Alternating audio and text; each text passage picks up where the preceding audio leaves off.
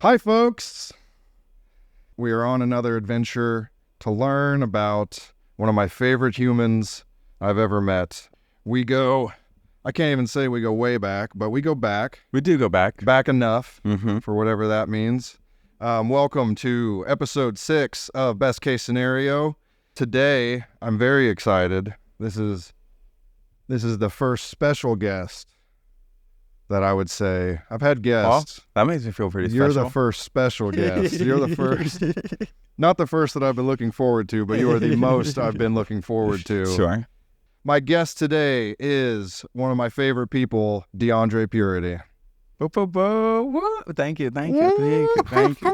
Thanks, buddy. Thanks for coming on. Yeah, absolutely. Well, thank you for having me, Casey. It's Of course. It's a pleasure to be here with you. And kind of been long overdue, you know? Yeah. So we just haven't really had a lot of time to catch up with each other and, sit each other down and talk. And so this kind of worked out perfectly that I was able to make it this weekend and carve out some time. So I appreciate you having me, sir. Yes. So, Well, you've been away for some time now. We met in Pittsburg, the great Pittsburg, where we currently the good old sit bird. here in this very nice Airbnb. It is very nice. With very nicely one- decorated and One roach as a roommate, but other than that, is pretty good spot. it's not bad. The stairs are a little killer, but Yeah, you yeah. can't complain too much. So There's some stairs whatever. and whatnot, but yeah, the decor is top notch. It's very top notch. And Kind of just like a little hole in the wall yeah, kind of little place, I wouldn't really expect to even have lofts up here. But yeah, I was pleasantly surprised when I came in. it's like if you So- walk by, you would think the whole place is just like abandoned or Mhm. something. Right. You would never know that it's decked out. Like, Yeah. pretty awesome. Yeah. So glad that you got a good spot here during your short stay. We went out last night and had a couple drinks at a couple bars, and We did this, did that, I think- walked around a little bit. I think we're both feeling it a little bit, but that's okay. 'Cause It was, we have recovery. We do. It was a good time though. It was a good time. It was a really good time, It honestly. was. It's always nice going out in Pittsburgh, especially when there's not a lot of people out and about and people acting fools and acting crazy. So it was nice that we were able to just go out and have conversation and catch up that way as well. So And sometimes it's kind of either or. Like sometimes I really prefer the chaos. Sure. Sure. It's like Mhm. I want the madness, but I agree. Last night it was like appropriate. It was. Right. It's summertime. This is a college town. right. There was bars closed before we even got there. Like, Yeah, that was very interesting. yeah. So, I mean, I totally get it. Like, if Sure. you don't have anybody in there and it's 1:00, like, yeah, I'd be shutting down too. Yeah, but no, for sure. But the bartender was super nice. Still got a couple of drinks. So I think all of them were. Yeah. I think all of our bartenders. 505 was meh, but that's typical. Where else? Jimmy, always awesome. Jimmy B's. Jimmy's was good. Jimmy's was good. McCarthy's was good. McCarthy's was the other one. Yeah, we talked to 505 him for a little bit. Did we end up going to TJ's? We tried. That was the bar that was closed. Yeah, we did try. I mean, it was like yeah. 1:45. Sure. Like it was definitely a last call situation. Sure. But we got there and the lights were off. Yeah. And, And the door was locked. locked. Yeah. So And so there was no access anywhere in that building. we cut it short by about a beer, which Sure. probably did us a favor in the long Right. run, but Right. it's all good. So you used to live here in Pittsburgh, Yes, sir. and that's where we met and budded a friendship there. Yep. And then we worked together for a little bit at one of the breweries here in town. Yep. Not for very And- long though. Not for very long. Not for very long. Maybe like a week or two, something like that. No, I bet it was. Like less than that. No, I'd say a little more. Month or two, probably. month or two? Okay. That's what I feel like. I don't know. Do you remember when you got hired? I do not. I want to say probably around like the beginning of summer, maybe. Okay. Um, Well, I got fired in July. so yeah, probably like a month or so. Like a month Yeah. or two or something. Yeah. Good times there. Good times. And then you up and moved away. And then I pretty girl bounced out of here. which ended up being great for me in the end. I mean, I was definitely nervous at first, just because I got so used to Pittsburgh and got so comfortable here, and I still had a lot of friends here or whatever. But a lot of it was kind of my parents kind of urging me, hey, you don't really got a lot going on in Pittsburgh. There's more opportunities for you here in Wichita.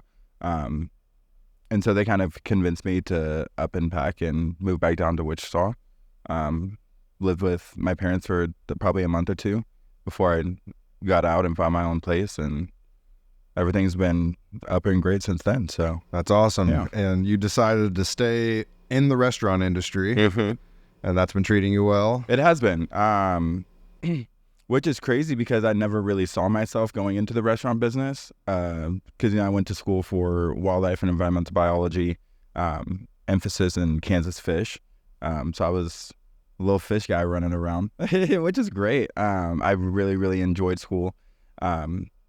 But it kind of just ended up not really working out for me, which school just isn't for everybody, I did it for 5 years, which is longer than most people. So I felt pretty accomplished about that, but just kind of fell out of love with what I wanted to study, and ended up, I think the first restaurant was ended up at the student dining hall on campus. Mm-hmm. I remember that. Yeah, managed there for a little bit. I think it was just their student supervisor, if you will. And then after that, fell into Papa John's management for a little bit, for probably about a year. And then went to Drop for probably about a year. Not in management though, so it was kind of nice to step down from that management status, if you will, and just do kitchen work. So was a kitchen guy there, cooking up pizzas. Those pizzas are so good. Bartended for a little bit there too, which is super nice. Got a little bit of bartending experience. So, I mean, I didn't really serve. I mean, bartending, serving, and then did that for probably about a year. And then when I moved to Wichita, got back into management at a pretty high-end restaurant in Wichita called Bella Luna Cafe. Great place if you're ever in Wichita. American Mediterranean, hummus, sandwiches, salads, those kinds of things. And did that for probably about a year, and then continued into management now. So it's every restaurant's been really good to me. So I've been really, really enjoying it. That's awesome. I love to hear it. Let's get into your childhood, my friend. Sure. An interesting childhood for this one. You know? Do you have a start point, or should I ask questions? Well, I was born in Phoenix, Arizona. Not a lot of people know that. You're going from the beginning. So I mean, and I'm not gonna do detail per detail, Okay. But, born and raised in Phoenix, Arizona. Okay, I didn't know that. I make a joke. That's why I'm so tan, because I was just born in the sun. Tan. In the middle of the summer. That's what we call it, tan. Great though, great. And then, so lived in Phoenix till I was about four or five. Moved to Norman, Oklahoma. Lived there for about 8 years. And then actually lived in Lincoln, Nebraska for 1 year. And it was the worst year of my life. Really? I did not enjoy it. There's a lot going on growing up, and, just childhood things. And well, moving like that can be hard on a kid. Absolutely. And it sucked because I had made a life in Norman, you know what I mean? And I had made friends, and, Norman was it was super nice, back then. I don't know what it's like now. I'm sure it's growing and changing and things like that, which is great for Norman. So it was definitely just that change, and then only staying there for a year, so making friends, and, we used to hang out with like our neighbors all the time, and then, up and leaving again. Yeah. To Wichita.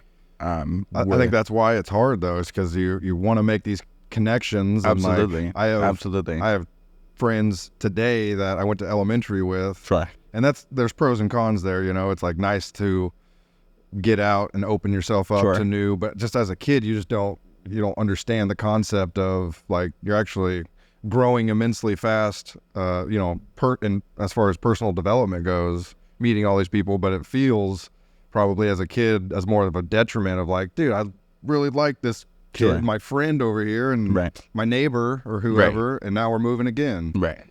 And it's hard because, growing up, we didn't have social media, so it wasn't like let's be Facebook friends or, let me give you my phone number. We didn't have cell phones, So, and I think about that often. It sucks losing a lot of those friends, that I'm sure would love to reconnect now or, so-and-so. And some of the friends that I've made in Norman, I actually found like an old yearbook at my parents' house. So I was going through that and I was like, huh. And I actually ended up like adding a couple of them on Facebook and was like, So hey. you remembered some of them? Uh-huh. Nice. Oh, for sure. That's awesome. And a lot of them remembered me, because I'd message a couple of them and be like, hey, super random, but I'm DeAndre from All Saints, years ago. The And they're 9 like, foot tall hey. second grader. Yeah. Can't miss that. I was that one black kid in school, Yeah. And and a lot of them are like, hey, I remember you. That's What's awesome. going on? Even with like my last name changing, because I've had my last name changed to Puritty. And, going back, I was like, surely they're not going to know me by, my last name. But my first name is so unique that a lot of them were able to make the connection and reconnect just a little bit. So it's definitely really cool to be able to do that now. Well, I don't know how you were back then, but I know you today, you're very impressionable. Like I would have a hard time believing that, somebody has an interaction with you and then forgets that interaction. Like Well, you're very memorable. Thank you. You always, make an impression on whoever you meet. Try. Last night at the bar, we're hanging out. We kind of have our little group, and then we kind of get a little, not bombarded, but we had a guest who just kept popping up out of nowhere. wasn't quite Everywhere. invited, but the way you took it so well, you made conversation with him, you answered his questions, and Sure. by the end of it, he's leaving or whatever, and you give a good greeting, hey, or a good whatever salutation, say a proper goodbye, ask for you got Snapchat, whatever, it's just like. Which he did people- never add me back. People Fine. people don't do that, people don't do that. Yeah. I don't think near as much. Sure. And it's interesting that you say that because I've always been like that. Growing up, my siblings, they were always like, when growing up, you were always talking to people and you were always like, if we were at the store and like they needed directions or they needed help, they always sent me to go ask somebody, because I'm very open with people, I love making conversation and meeting new people. And it's just always been like that, I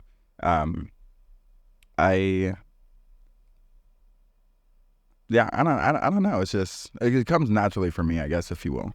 That's awesome. Mm-hmm. So back to childhood, where does Sure. where does foster care come into play? So in, like moving around. So born and raised in Phoenix up until I was, I think, 5. I want to say 5, and my brother was 4.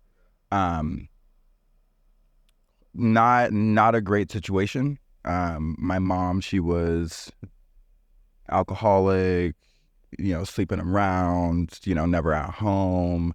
I kind of remember, just a lot of fighting and arguing and, drugs and violence and those kinds of things. Horrible situation to be in.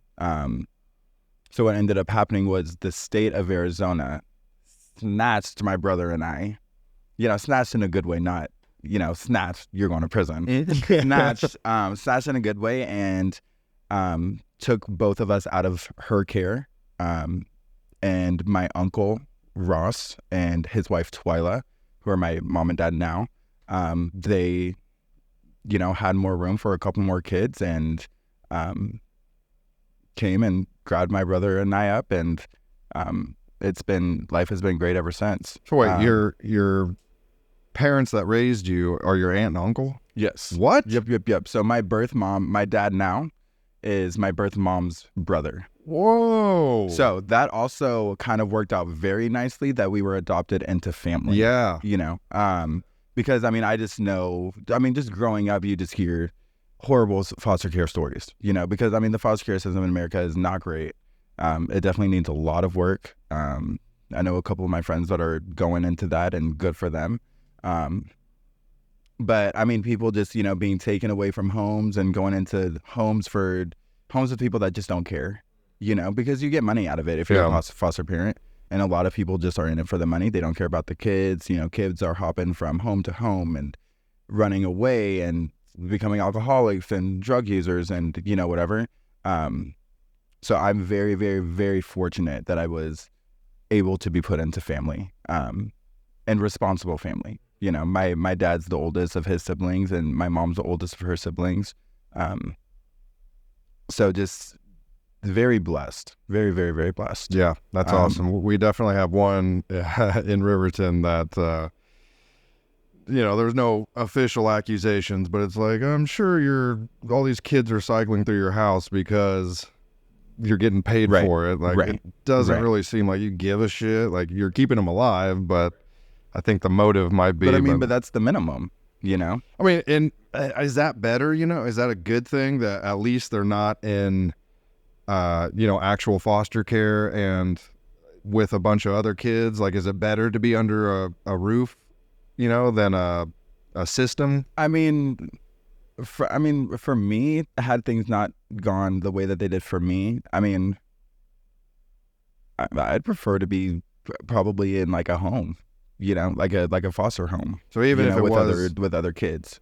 Oh, you would rather be in? I think so. I see. Because then you can have friendships and you can, they're kind of going through a lot of the same things that you are, whereas if you're in a home like that where someone's just using you for the money, it's not like this all the time, but kids like that they're not going to school and they're not socializing and they're not getting properly taken care of like that, whereas then if you're in a home with other kids, there's supervisors and people that are making sure that you're staying on top of your stuff and showing you in the right direction, Makes sense. So that's a very good question.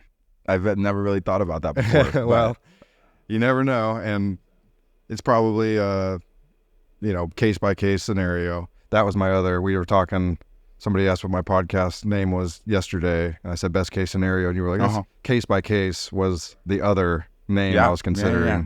So case by case would have been a good one too. Case by case. I like that one because it's an interview show, so it really is kind of like case by case. Each person is a different case or whatever. Sure. My name's Casey. Okay. Welcome to Case by Casey. Yeah, there you go. Man, it'd be awesome. We'll see if there's any rebranding down the road. Okay, so at 5-ish is when your uncle takes you in? Yes, sir. All so right. Life got good? 5. My brother was 4. So with my birth mom, my brother and I do not know our birth dads, different dads, same mom, because you've seen my brother and he's a lot darker than I am, clearly. Yeah. So with her, we actually have an older sister. Her name is Khadijah. And then we have a younger sister and her name is Desiree. So all same mom. Yes.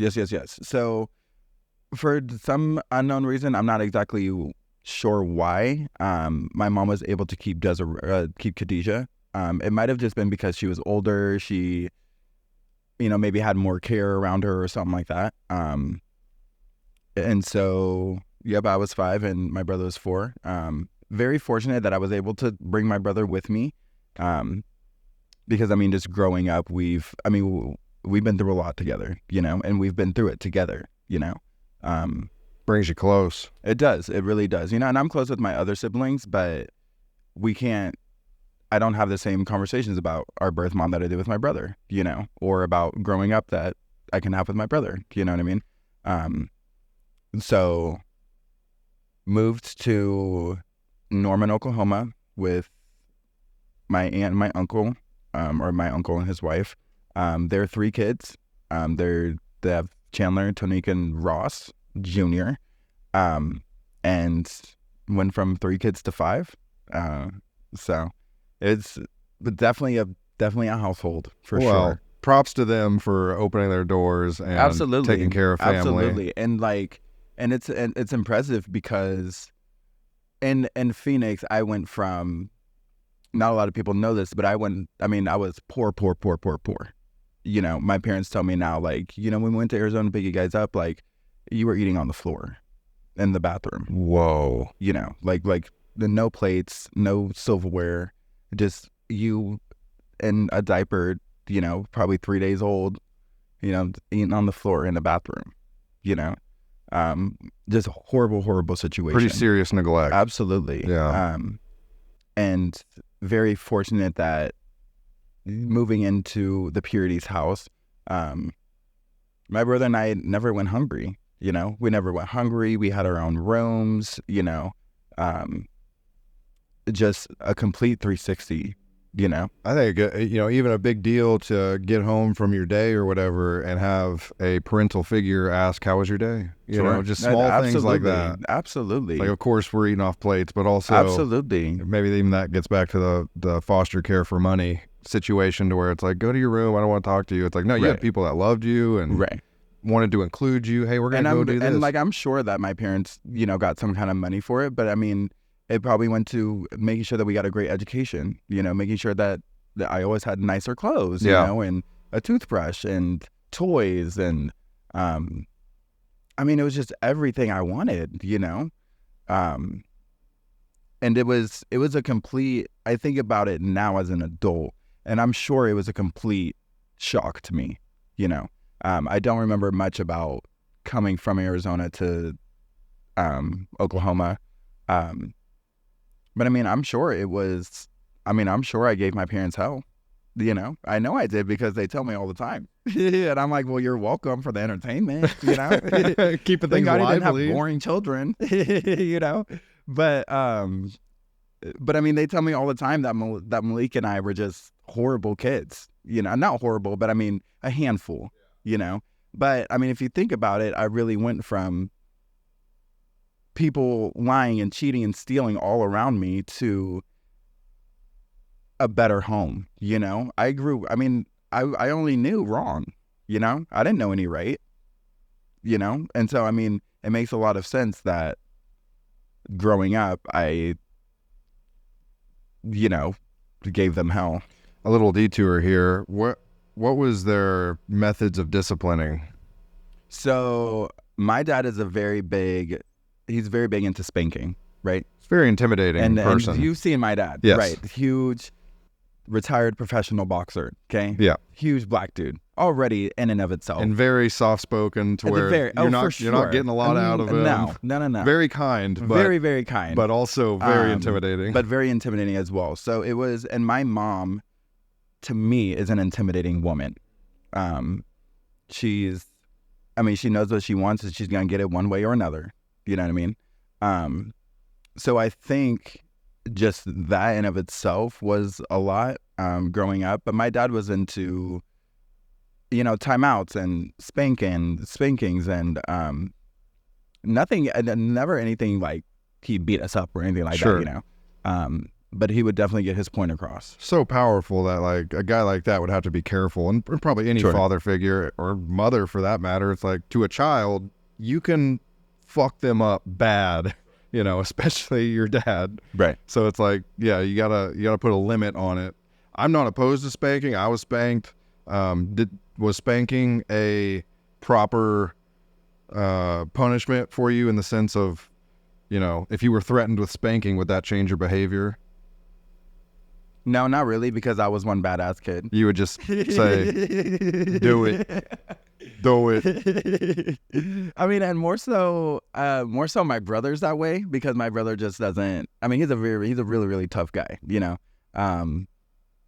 and so, but I mean, for me, I was more conniving than I was in your face, disrespectful, I more did things on the sly, if you will, because I mean, I'm not a confrontational person, I don't like to fight and argue, so I'm just going to do it on the sly, you know what I mean? So you just won't know about it. So like, my brother would be up front, and then my parents would be like, where's DeAundre? Where's he at? Hiding somewhere?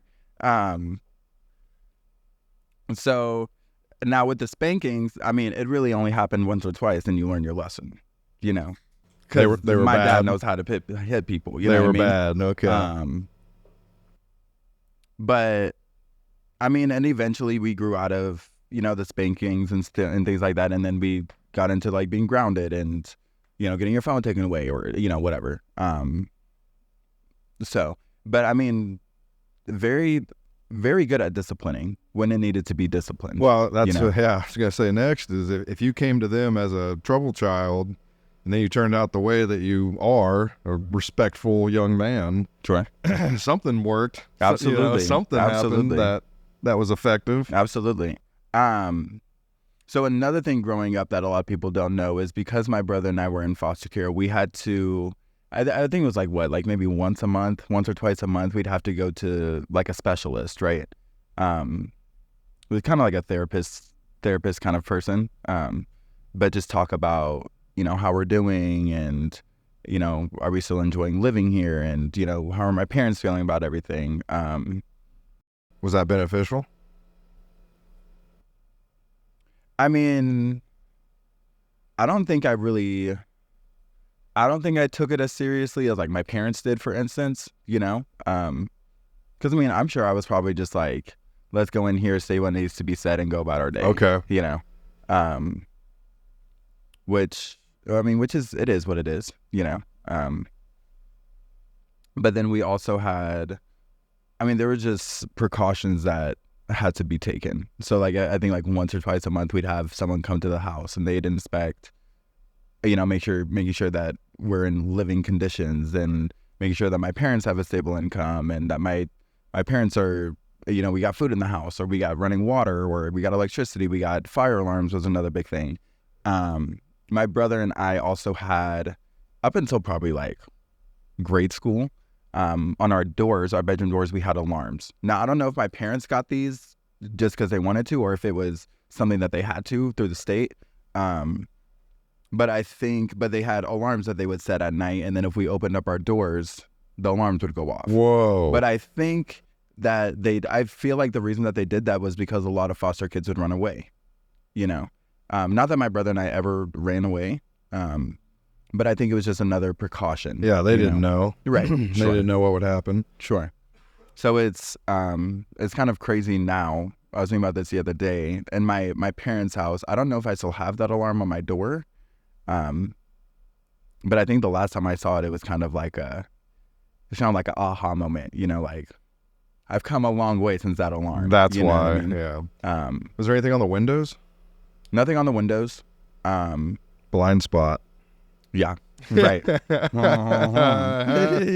going to talk about that. It was unfortunate for me because every house that we lived in, I always got my own bedroom, which was nice.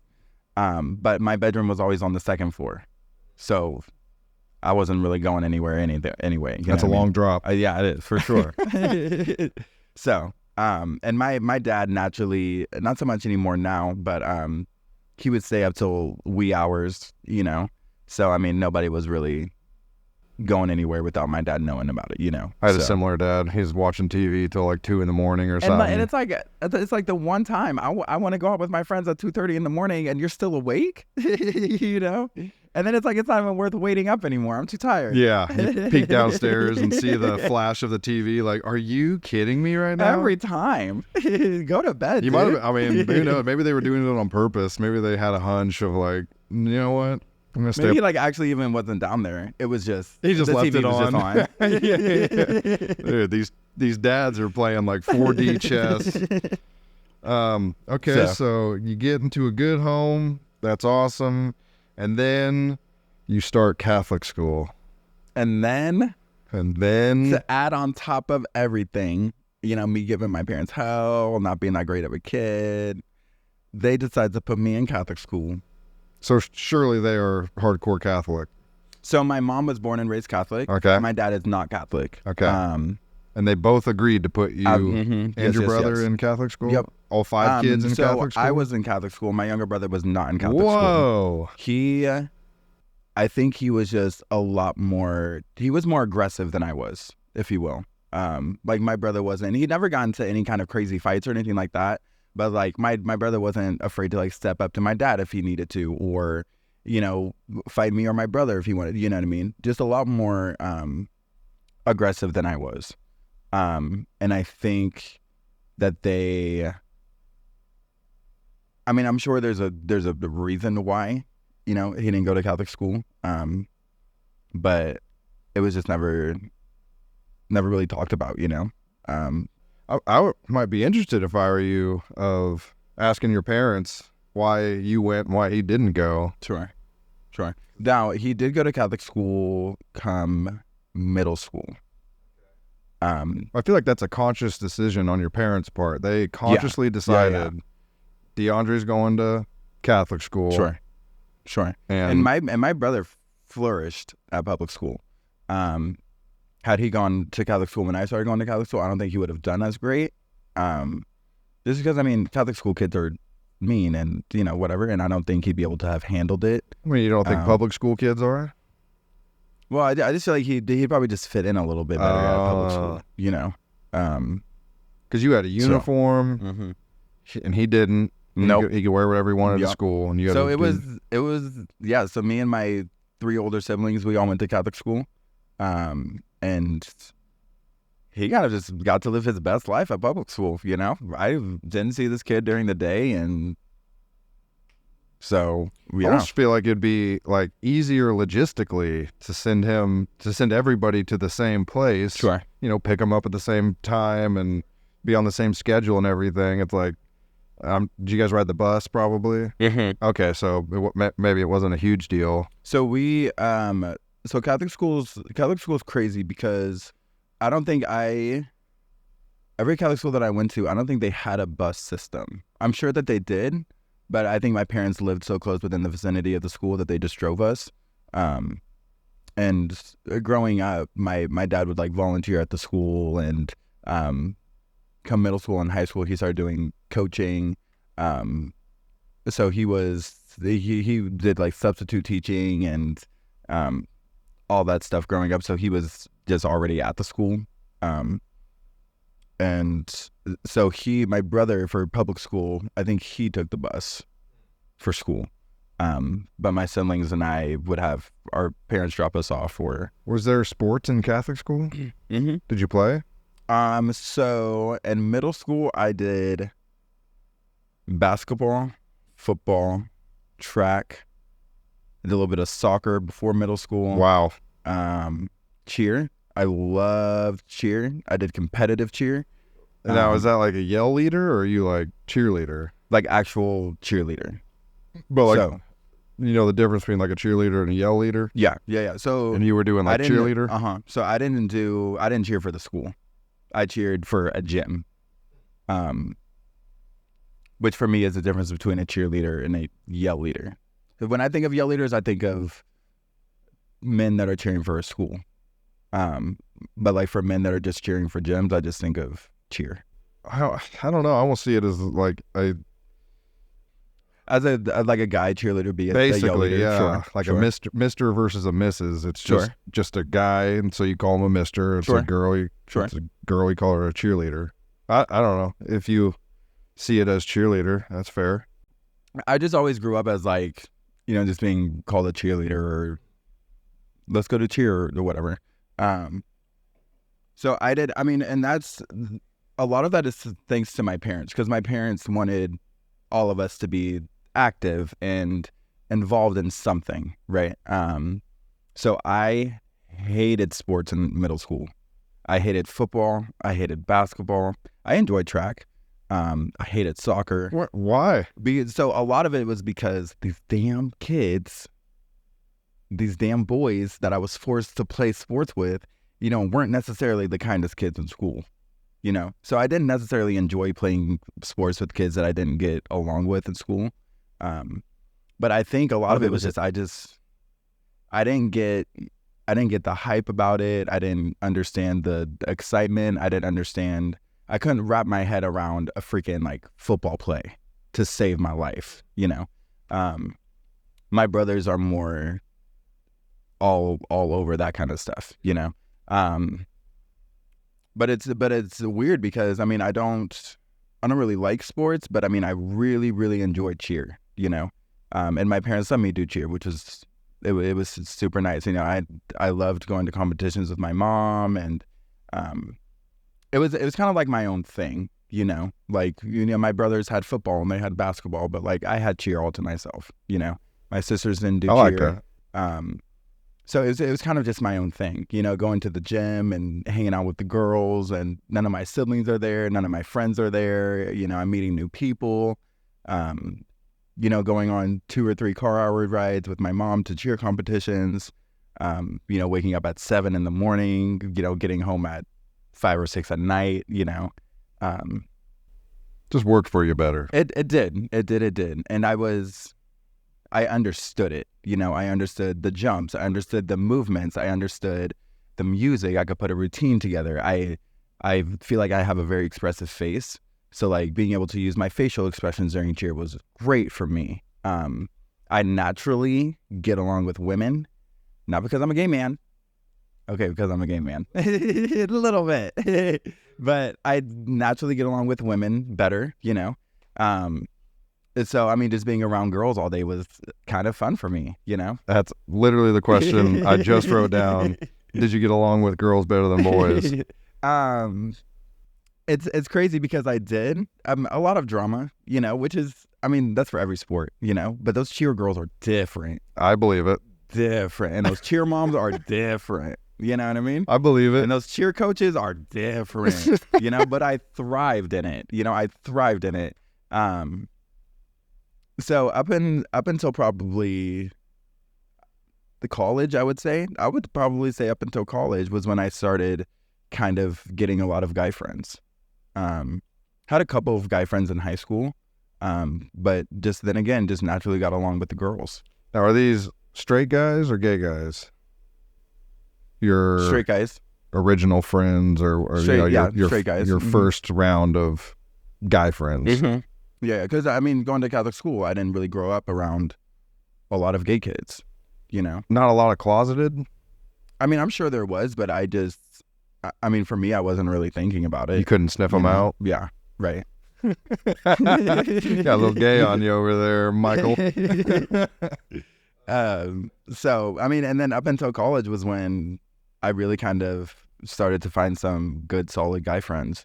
And then probably up until my senior year of college, when a lot of my girlfriends started to move away and graduate and things like that, I kind of lost a lot of my girlfriends.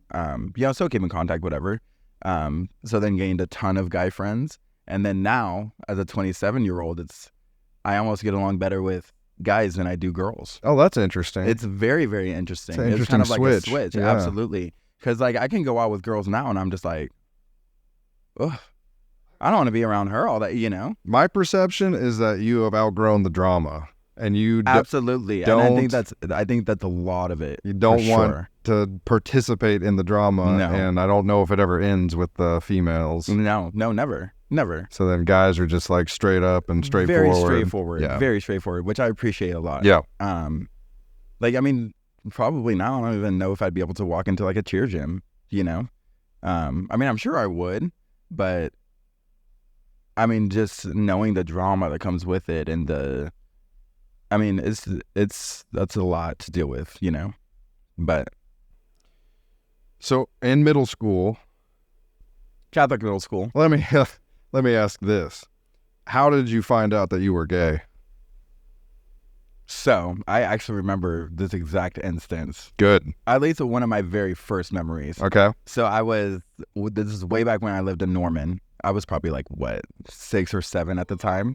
I remember I was watching something on the TV with my siblings. I remember thinking like that actor's so cute, you know, a male actor.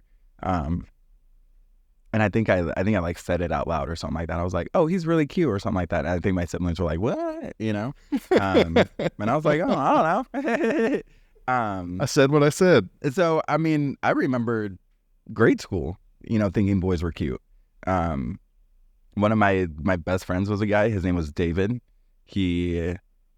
Looking back at it now, like, I'm sure we like had some kind of crush on each other, you know? So for me, it's just like, I've just always known. I don't know. Now come middle school, I I think it was what, sixth grade? No, fifth grade. Fourth grade and fifth grade. I dated a girl. The first girl I ever dated. Her name was Nicole. First and only? First, and then I dated one more after that. Oh, okay. Go ahead. Her name was Nicole. Very sweet girl. But there was just never... I enjoyed dating her, but it was just never... I never felt like myself, you know? Never... I just didn't feel complete, if you will. Mind you, I was like, what, 9, 10 years old, and so whatever. You had definitely not dated any boys at this point. So I had not dated any boys. So, like, I hadn't like your kissed any boys. first relationship is a female. Yeah. Okay.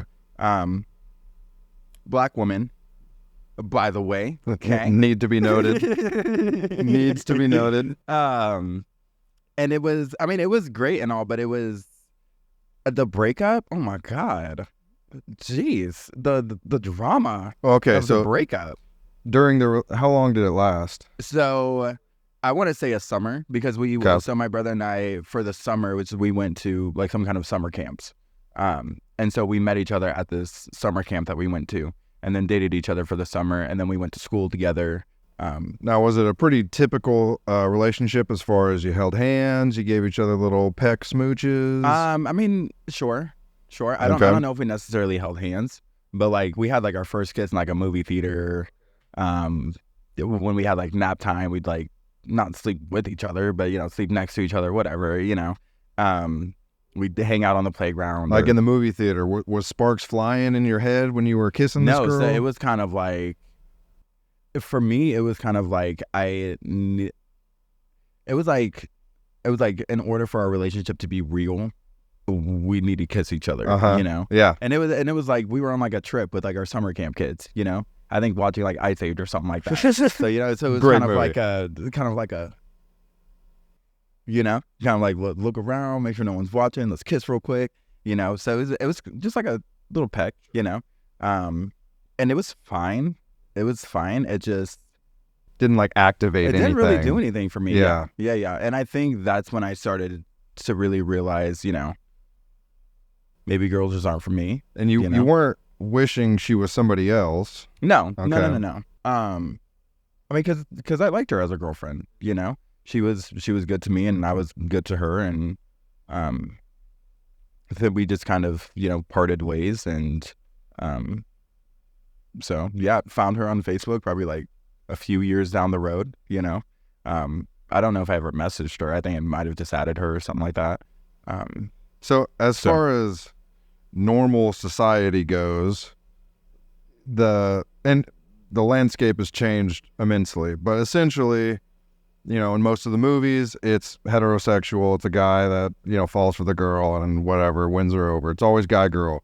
Was there a concept of that in your head of when you're looking at the guy and thinking, this is a cute fella? Is there a concept in your head that's like, this is wrong is the bad word, is a poor word to use, but was there like this, I'm not supposed to be attracted to the male figure, I'm supposed to be attracted to the female figure? Not really. Well, that's good. Mm-hmm. Everything was just very natural for me. It seems like, I feel like that would be a lot of struggle and strife to overcome that, and be like, oh shit, I'm not like everybody else or something like that. No, not at all. Well, good. Which is also different which is also crazy because going to Catholic school, that's what they teach you. Men are supposed to marry women. You guys are supposed to have kids, whatever. And my parents are very, very, very, very open people. They accepted me for who I am. They continue to accept me for who I am. They love me to the ends of the earth. My dad will fight anybody that tries to play with me. You know what I mean? So I think having that at home helped me immensely. Because I can go to school, and at school they're teaching me men date women, men marry women. This is God's way, not your way. But then I go home, and it's, you can love whoever you want to love. You want to bring a boy here? Bring a boy home. You know what I mean? Dude, how lucky are you to very, very, very have fallen in that situation? And it's crazy because my mom was born and raised Catholic, but she's like, my son is my son, and he's gonna love who he wants to love, and I don't care if my religion teaches it this way, which is very nice because there's so many Catholic parents that are not like that, So I think just growing up with that as well helped me to accept people and be able to have conversations with people, Yeah, she almost like passed it on to you. Absolutely. Yeah. Absolutely. Yeah. I think you're incredibly fortunate to have fallen into that situation. Yes, sir. And I thank my parents almost every day, because I have friends and I know people that aren't as fortunate as me, That must be tough to see. And absolutely. And for me, a lot of the times, I tell them, hey, if you ever want to come to the Puritty house, come hang out at the Puritty house. You are welcome with open arms. Absolutely.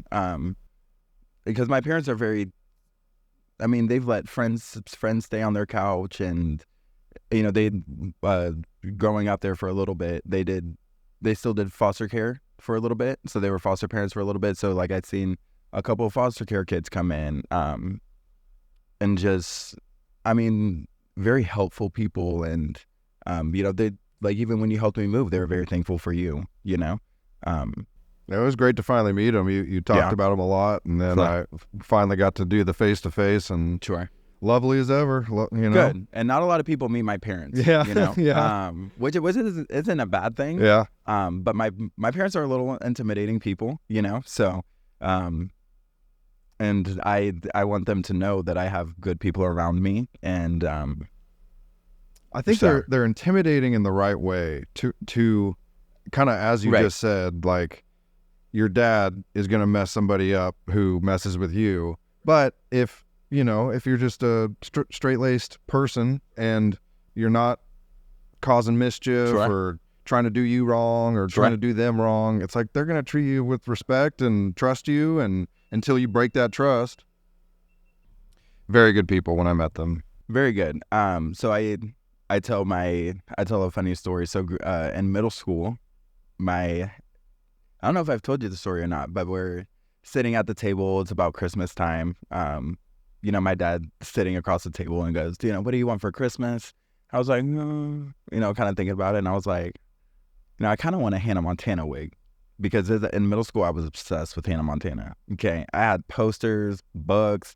My parents went out and got me bed sheets. I had the whole 9 yards. Okay. Miley did something different for me, and I loved it. So obsessed with Hannah Montana. I'm just sitting there with my dad at the dinner table, and he goes, what do you want for Christmas? And I was like, I kind of want a Hannah Montana wig. And my dad said, okay, you're going to get a Hannah Montana wig. And for sure, I got a Hannah Montana wig, and it's the non-judgment, it wasn't it wasn't a, why do you want a Hannah Montana wig? What are you going to do with it? None of that, not a second of it, it was, we'll get you a Hannah Montana wig. I have a similar story. I worked for my grandpa for whatever the weekend, or he gave me some money. He's like, yeah, you want to get anything? I was like, yeah, let's go to Walmart and like get something. Sure. I bought back when Walmart was different. Back when Walmart was 24/7 and different. If you know, you know. I bought, with my hard-earned farm money, I bought a Kelly Clarkson CD and a Hillary Duff CD. Nice. And I still think he judges me for it. I still think to this day, he's like, why? But has he seen these women now? Because they're both glowing women. I mean, they're awesome, and I loved their music back in the day. And not that I don't love it now, but it's just not quite my flavor anymore. But that's what I was into. Early Kelly Clarkson and Hillary Duff. Early CDs had the Walmart. World in a chokehold. Yeah. Okay. I would recognize the CD cover, but I don't know which one it was. Sure. I'm sure there are pictures on it somewhere. Yeah. And I listened to the hell out of those. I loved them. The hell yeah. So you get through school, it goes pretty well. Catholic school. School's all right. Now, for those who don't know, or for those who have never been to Catholic school is a lot for a kid. It's a lot. Not only with the uniforms, but with policies and rules. And every morning, all the way up until college, till I didn't go to Catholic school anymore, every morning, prayer and the Pledge of Allegiance, forever school, whatever, prayer, we had religion class. So every year we had to take a religion class. We had all school mass, maybe once or twice a month. All school mass. We had, I mean, it was just different, you know? Now grade school, middle school is different because middle school was people are starting to come into their own and, you know, find out what they like, what they don't like, hormones, personal growth, all that good jazz. Now you have all that and put a little gay kid in the mix. You know what I mean? I was crazy in middle school, you know? I was like, because so for 5th and 6th grade, I went to public school. When we first moved to Wichita, my brother and I both went to public school. They didn't have enough room for me at the Catholic middle school that I was going to go to. So my parents decided to have my brother and I at the same school, which worked out great for us. Now, when I got to Catholic middle school, I was shocked. I was like, the boys are more attractive. Oh, no. The people here are just different. You know what I mean? So middle school was like, it was like a tornado effect for me, you know, going through puberty. And I dated another girl in middle school, which I also, you know, what am I trying to say? That's also when more of the gay thoughts start to come to my head. Because I mean, this girl, she was like quirky, you know, she was kind of the weird girl, you know, no one was really trying to date her, you know, that kind of thing. And in my head, you know, I was like, if I'm going to date a girl, I could pull, you know, the baddest bitch out here. Damn. But I think a lot of that was just me trying to fit in, you know, me trying to be like, well, I'm supposed to date girls, so let me try to date a girl again, you know? And it just, I mean, it didn't really work out for me. So, I mean, it is what it is, but, so just dealing with puberty in middle school and then going into high school and, all that good jazz. But I mean, for Catholic school, I mean, you go from school to school and grade to grade, but all the rules are the same. You know, you're in high school, you know, we still went to all school mass twice a month and, you know, still went to confession and, you know, it still had a religion class every year and still did morning prayer and prayer before we left school and all that good stuff. So it was just, it was just more so the rules and regulations that I didn't necessarily understand and that I didn't necessarily get and that I didn't care for. So we had these little, they were called honor cards, I think. Little cards, you know, your name on it, five boxes where a teacher could sign it, whatever. Now, underneath these boxes were about 10 rules that you could break, okay? Chewing gum, your phone, being out of uniform, cussing, whatever it was. The boys in high school, their hair couldn't touch the top of their ears, and it couldn't touch the top of their collar. You could have no facial hair, like no piercings, no earrings, no tattoos, anything like that. For girls, your hair had to be like a natural color. I don't think they cared about length, but it had to be, you know, out of your face. Sure. And nothing too crazy. You couldn't be wearing crazy nails and all that good stuff. And it's crazy because I was telling one of my servers the other day at work that a lot of times if you would come in with facial hair for boys, the teacher would give you one of those cheap dollar Bic razors from Walmart. Go to the bathroom and shave. Whoa. No shaving cream, no lube, no nothing. Oh, nothing. my God. And expect you to come back to class with a shaved face, you know? So it was just, I mean, and those teachers and that faculty follow those rules, you know? For girls, your skirt can go above your knee. Your socks had to be a specific color. Your shoes had to be a specific color. For boys, your belt had to be a specific color. For all school mass, I think it was just seniors. Boys for all school mass, they had to wear blazer jackets. If you didn't have a blazer jacket, you're getting a demerit. Demerit, I think, is what they called. You're getting a demerit or you're getting a detention. Now, detention in high school was called JUG, and JUG stands for Justice Under God. Oh, Okay, at like 7 o'clock in the morning, hands on your desk, feet on the floor, no eating, no doing homework, no reading, no listening to music, no talking for what, an hour? as punishment.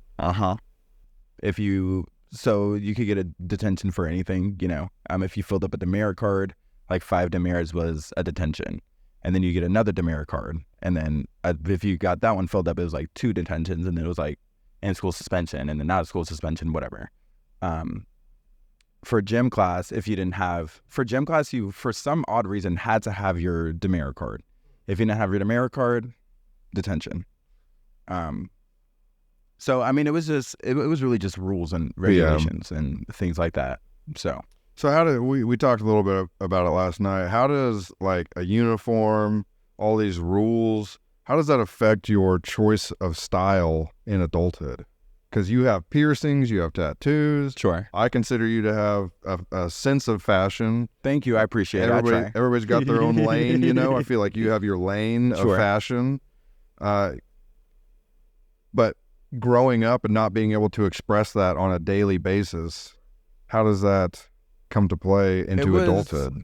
I mean, it took me a long time to figure out what I wanted to wear, what I didn't want to wear, what I liked, what I didn't like, all that good stuff.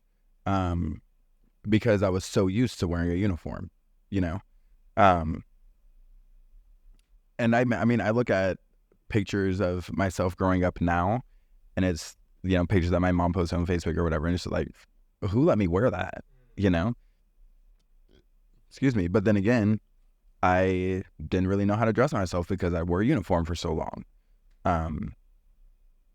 Now I don't really like wearing suits. I don't necessarily like dressing up because I did it for so long. I mean, in Catholic school, uniforms aren't necessarily dressing up, but for me, it just felt like I had to dress up every single day, to play this part. So now it's like, I don't really, like, if I'm going to a wedding somewhere, I'm probably not wearing a suit and tie, and I mean, that's just how it is, It took me quite some time to figure out a little fashion sense. I could see it going one of 2 ways, like either no fashion sense whatsoever, and you almost stick to the a pretty basic closet. Sure. Everything's pretty close to whatever, similar lane, or really venturing out, exploring styles and finding one that, you feel comfortable in. I think something that also affected that was diverting away from the Catholic Church and diverting away from Catholicism as a whole. Because, I mean, even going to church, I mean, people kind of dress the same, and I just no longer want it to be like that. I don't want to wear what everybody else is wearing. It was easy. And I tell people there wasn't a lot of bullying in Catholic school because of uniforms. Like, people weren't going around like, oh, you got ugly shoes on, or why is your shirt so ugly? You know what I mean? Because we were all wearing the same stuff, It's a good point. But for like, I mean, as for like my earrings and like my, tattoos and things like that, I think a lot of that was just me just wanting to, just self-exploration at some point. Absolutely. Just liking something, wanting to try it. Right, sure. Rocking it, enjoying it when you do get it. Speaking of faith, I mean, are you religious now? So, not necessarily.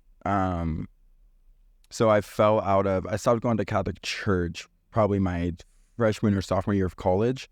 And I remember telling my mom about it, telling my mom, hey, I don't think I really want to be going to church anymore. And she was very, very, very open, because my sisters kind of started having their spiritual awakenings and like they weren't really going to church. And so my mom was kind of like, okay, if you don't want to go to church, you don't have to go to church. And so for a little bit there, I fell out of Catholicism, and then I fell into spirituality, kind of had a whole spiritual awakening kind of thing. Then when I moved back to Wichita, I tried to get back into Catholicism. I wanted to find some sort of religion that I could fit in. Now, Catholicism was something that I was so familiar with and that I grew up with that was what was most comfortable to me. Because I could go to a church today and recite all the words, you know? When I went back to church for the first time after not going in years, it was crazy because I was like, I'm not going to remember anything. Yeah, I'm not going to know any of the prayers anymore. You know, it kind of blocked a lot of that out of my head for a specific reason. And then going back to church, I stood up on cue. I was, you know, kind of saying, I was responding, you know, and it's a really trippy moment because it's like these words I feel like aren't coming out of my mouth. It's kind of just a routine, you know, and I think that's kind of what a lot of it is, you know, was back and forth responses with the priest or with the pastor, you know, whoever's, you know, giving the service. It was just like a weird feeling. I was like, I know these prayers, you know, but I haven't said them in years. But when I need to say them now, I can say them clearly, you know. And it was just like a crazy experience. So I mean, like when you find yourself, you know, dealing with struggles in life, and you have to reach out to something bigger than yourself, you know, is there something for you that you reach out to, universe? So for me, it's the universe. Right. Since my spiritual awakening and my spiritual journey began, the universe has just always been there for me. Whether it's signs in nature or signs that are right in my face, you know, not saying that religion isn't a crazy thing, because my faith, you know, growing up Catholic brought me through a lot of stuff, you know. And I believe in a God. You know, I don't think he's an old white man that lives up in heaven, you know, sitting on a cloud somewhere. You're wrong. You're right. You know, I'm not doing all that. But there's definitely a God out there that got me through a lot of stuff in my childhood and a lot of stuff growing up. And I mean, there were a couple of instances where I would go to church and I would pray about things, and I would, you know, kind of give up, you know, for the service today, I'm going to pray about, you know, my family or healing or whatever it is. And I would see a lot of those results from going to church, you know. But I think for me, I wanted to venture out of that and see, you know, what would happen if I were to go out and look up at the moon, and how does that make me feel? You know, how does the sun make me feel? How does the wind around me feel? You know, how do the people walking down the street make me feel? You know, it's a very like Mother Nature. It is kind of respect and mentality. Absolutely. And I mean, I've just always grown up loving the environment. You know, I went to school to study animals, you know, and it's, there's just always something interesting there that I just never really explored because I was Catholic, you know, I couldn't explore anything else really. So when my sister sat me down and we started talking about spirituality and things like that, a lot of it just kind of really made sense to me. You know, a lot of it just made a lot of sense. Would you send your kids to Catholic school? So I would. Now I would give them the choice if they wanted to be Catholic or not. But you'd be okay sending them? Absolutely, because the Catholic school education system is amazing. Is amazing. Probably well funded. Very. Yeah. I went to a college preparatory high school. So going into college, I was very, very prepared for college, you know, because I learned a lot of that in high school, and a lot of that is due to Capon, you know, and how it's formed and how it's ran. Now I know a lot of kids that I met in college that weren't prepared for college at all, you know. So I'm very thankful that Capon was able to teach me that. Now I think I would give my kids the choice, you know, do you want to participate in, now if you go to Catholic school, you have to participate in like religion class, you know, not going to like all school mass. I think you have to go to all school mass, but you don't necessarily have to like go up and take the Eucharist and things like that. because I know there's a handful of kids in my grade that weren't Catholic. And I think they had to pay their own way through school. If you were Catholic and you went to Catholic school, the church paid for your school. And then your parents would pay for X, Y, and Z, lunches and whatever. So I would send them to school for the education. Fair enough. Now, if you want to be Catholic, you can go to church or whatever you want to do. I'm not here to judge you. Leave the door open. Sure. Are you familiar with the term pronoia? It's basically the opposite. No, sir. It's the opposite of paranoia. So paranoia, you think everybody's out to get you. There's always, trouble around the corner. You're always looking. It's going to be a bad thing. Sure. Whatever. Pronoia is the exact opposite. The universe conspires in your favor. The universe, life itself is actually looking out for you, and a lot of it is just a reframing of your mind. Yeah, that bad thing did happen to you, but what did that cause? It caused you to think differently, and now thinking differently, you're a better person for it or a stronger person for it. Okay. Interesting. That's what I hear from you talking about, looking at the trees, and it's like, it's this version of existing where it's all good. Good things are happening. Right. Even though bad things are happening too, there's good to come of it. And I think there's something powerful in, just learning about the history of the earth in and of itself. The earth will kill itself and then completely rebirth and regrow itself. I think that's crazy, the world could burn and you'd still have funguses coming up and, different kinds of plants and, little insects growing up everywhere, I think there's something so powerful and beautiful in that. I think there's an argument out there that is, humans are pretty arrogant to think that we can destroy the earth. Sure. It's like, these tornadoes, okay. How long has it been around? These hurricanes? 4 billion years or whatever is what the experts tell us. And it's like, no, we can try. But I think Mother Earth is going to win every single time. It's going to win every time. Yeah. It will make us extinct, and it'll be just fine. Which also puts into perspective just how small people really are. Yeah. And it's people are people, and they'll think people ways. Well, even with technology and pollution and all of that, it's like, it's not good. Right. It's not a good thing, but as far as longevity of the earth, it's going to outlast us. I don't think the earth is going to go anywhere. Life will continue. The people are gone, so let's go too. It will recover no matter what we do to it. Right. Who's the most influential person of your life, and why? Me, myself, and that. No, I'm just kidding. I'm the only one that I need. I don't need nobody. Wow, what a question. What a question. So I'm going to say two people. So one would be, I guess I'm going to put them together, my parents. They've taught me a lot in life. They've taught me a lot in life. Now I would not be here without my parents. You know what I mean? Had my parents, given up on me, in my childhood, or, not wanted to come and pick me up or whatever, my life could be a lot different without them. So my parents, I would say, and then I'm going to say a famous person just to be, corny, but mine's a famous person.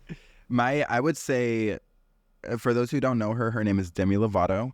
I remember coming across her way back when her career was starting to take off, on Disney Channel.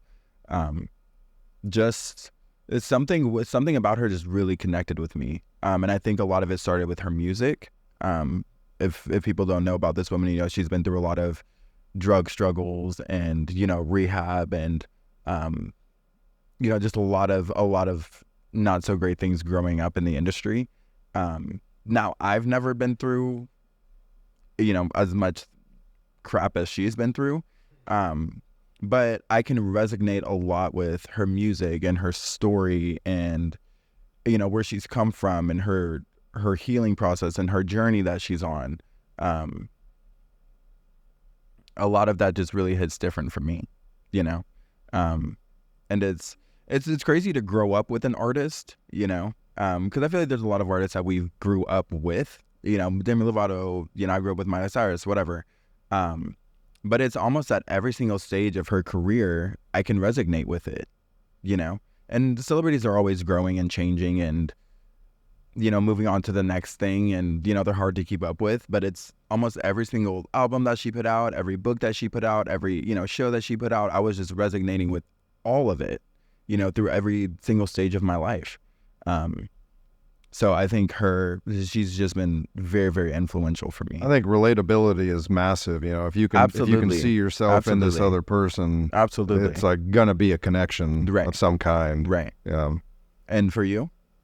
I would say Jocko Willink. He's a former Navy SEAL, and he went on Rogan. That's when I first heard him.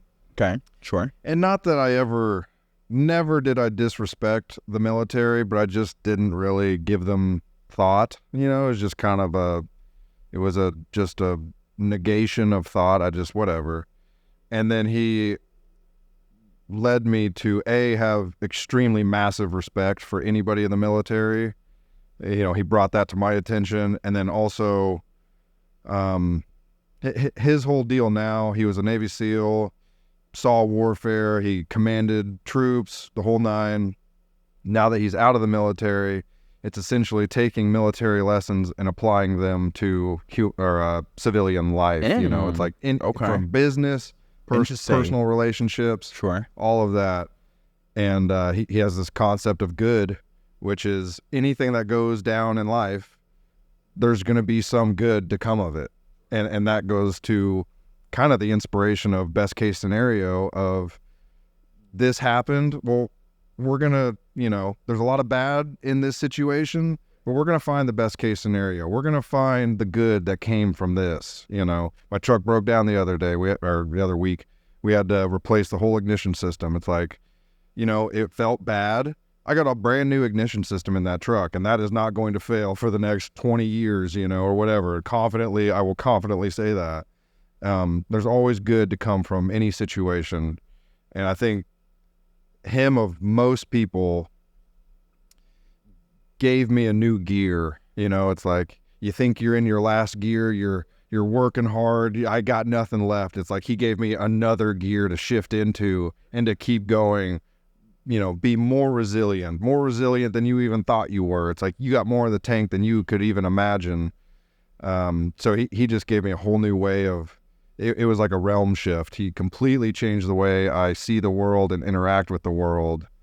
And I'm dare I say, a completely different person for having listened to his podcast. Like, It's crazy. And it almost just takes that one person, you know?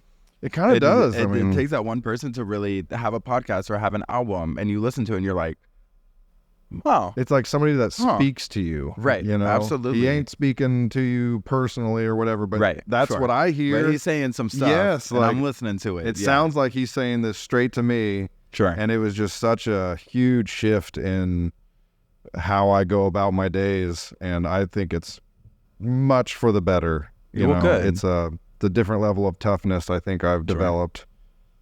I think some of that ties into like learning to count your blessings, you know.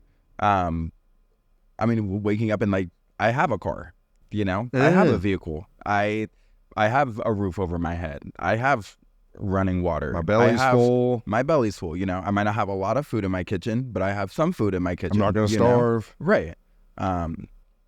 And I think just being grateful in the small things that you have. And now I think that's very generational. And if I have any older listeners, sorry, boomers. Dude, Go to bed. You're in the restaurant business. Who bitches at you? It's the older generation who the service is too slow, the this and the that. And I think our generation has struggled so damn much that we have to look at the good. And like we would go to straight evil. We would dive into straight darkness if everything was supposed to be perfect like it was for the boomers. Like, the American dream is for the boomers, and they took full advantage of it. Good on them. I'm not blaming. No big deal. Time just passes and changes, and this is a situation that our generation is in, to where nobody has any money. Nobody can have kids because they can't afford them. Like, I hate to blame everything on money, but so much of life revolves around it, at least in our Money is society. king, you know? At least in our society, it's just like you gotta have money to exist. I mean, there's a lot of good things. You know, we can go eat however many different restaurants, however many different foods. Sure. If money wasn't a thing, it's like, what grows locally? Because that's what you're going to be eating, and that's it. You know, and whatever. If you have cows, good for you. You get to have beef, but otherwise, it's whatever, you know, you can barter. I guess that goes to like the barter system or something. Sure. So like, you know, I'm not bashing capitalism or money, but I think things have gotten completely out of hand. Absolutely. To where we are struggling. Like our friend last night, it's like kind of what she was saying. Just like, I thought I'd be farther in life. Right. You know, I'm 27. I thought I'd be farther in life than I am. Sure. I think that is a narrative that, you know, umbrellas our whole generation. I thought I would be farther. I thought I'd have more accomplished. I thought I'd have more going for me. And, you know. Now, I will say a lot of that is, or for me specifically, is picking yourself up, you know? Because, I mean, when I lived here in Pittsburgh, you know, I felt trapped. You know, I felt like, you know, I don't have a lot going on for me. You know, I was just thinking the same thoughts. You know, I'm kind of stuck here in Pittsburgh forever. I'm not going to go anywhere. I'm not going to do anything different. Now, with the help of my parents, I picked myself up and I said, I don't want my life to be like this. I need to make a difference. I need to make a change. I need to apply to different places. I need to go out. I need to do something different, something that's not stagnant and something that's not going to keep me here, you know? And now, I'm not saying that that's the easiest thing to do, you know, because it's a lot of work. And like you said, you got to pay to move. You got to pay to live. You got to pay to do the things that you want, you know? And so, I mean, so a lot of it for me was picking myself up and getting myself out of a situation. Now, that's easy for me to say, but it can be hard as hell for people, you know? And I know that leads into maybe the other person who rivals Jocko as my most influential. Are you familiar with Jordan Peterson? I am not. I think you would like him. He's kind of controversial. I think more politically, like, I'm not going to get into it, but politically he's a little controversial, but he's a Canadian professor. Okay. And essentially he's got like two different realms. One is his political realm where he has his political views, and that's where his controversy comes from mainly. Then he has this like more personal touch where he takes old stories and he applies them to I guess, you know, people's lives or whatever, to where he'll break down the Bible and he'll pull lessons from the Bible. He's not a Bible thumper. He pulls stories and lessons from the Bible and says, this is how it applies to modern day life. And, you know, more than just the Bible, the Odyssey and these classic stories. And he brings them to modern day. And like, this is the lesson that this story is trying to teach us. One of his, in getting relation to what we're talking about, that struggle's going to happen. The beauty of life, it's like, it's guaranteed. You're going to struggle. The beauty is you get to choose your struggle. So you say, it's tough for me to pick up and move and blah, blah, blah. You struggle that way. You struggle upwards. You know, that's the trajectory that I see. It's like, I need out of this situation and I'm going to struggle to get out of it. If you stay there, the struggle continues in a different fashion. You know, it's like now you're in Pittsburgh trying to make whatever you're trying to make a life in Pittsburgh, you know. No matter what, you will face struggle, but you get to choose. You get to choose what struggle. It's the adage of, you know, you go to the gym and you suffer in the gym. It's a painful experience and whatever. Or you sit on the couch and you eat, and you're a glutton and, you know, you lose control that way and you're still suffering. Right. You get to choose your suffering. How do you want to suffer? Right. And it's a personal choice and you get to choose. Like the choices are there. That's a really interesting concept because you could look at millionaires and billionaires who have everything in the world, and they can have everything in the world that they want. But it's almost like there doesn't seem to be any kind of happiness in that. Exactly. That takes serious balance to have a fortune and be happy. Right. Absolutely. Absolutely. And so I think that ties into that there's always going to be some kind of struggle. Yeah, you might have fixed your financial problems, but now your family hates your you. family? Your family hates you now. Right. Because you have no friends. You abandon them to start your business or whatever. There's always a trade-off. It's never, I like to believe that nobody gets it all. So you see a successful person or whatever. You two are running different races, and comparison is the thief of joy. So don't compare. They're running their race and you're running theirs. They aren't ahead of you. That's not the point. They're doing their own thing. You're doing your own thing. Don't compare yourself. But they have their own struggles. It's like you see the outward image, the celebrities who, whatever, posting sexy pics on the beach or whatever. It's like, yeah, they aren't living the life, most likely. It's like most likely they're miserable. But that beach does look nice, though. Yeah, I mean, hey, whatever. You got the plastic surgery. Maybe you do work out 7 days a week, whatever. Right. And I think a lot of that is growing up in our generation where we are going back to being compared. I think we're compared to everybody that we're growing up with. Like I have friends that are married and have kids and have these lovely homes and are successful, and some of them are living in New York and they're working in the fashion and they're doing this and they're doing that, and they're 27, 28 years old, and you really have to sit yourself down and be like, that's not where I'm at in my life, but that's okay. I didn't graduate from college, but that's okay. And I think we're coming into a time now where a lot of that is accepted, because I feel like growing up, it was like, you got to go to college. You got to graduate at 23. You got to have kids by 25. You got to have a career by 30. You got to be retired by 50. You got to have grandkids, but, and the list goes on and on. And I think a lot of that was just comparing each other to each other, I think, each other to each other is one thing, but I think also we compare ourselves to our parents' generation, and they were married at 20 and had me at 22 or whatever. The typical story. That's not a personal anecdote. I think my mom was like 30 or something. 20. I don't know. Anyway, but our generation compares, and it's just like, why am I? My mom was supposed to be a grandma by now. Why is she not a grandma? Well, I'm comparing our living situation to theirs, and that's not fair.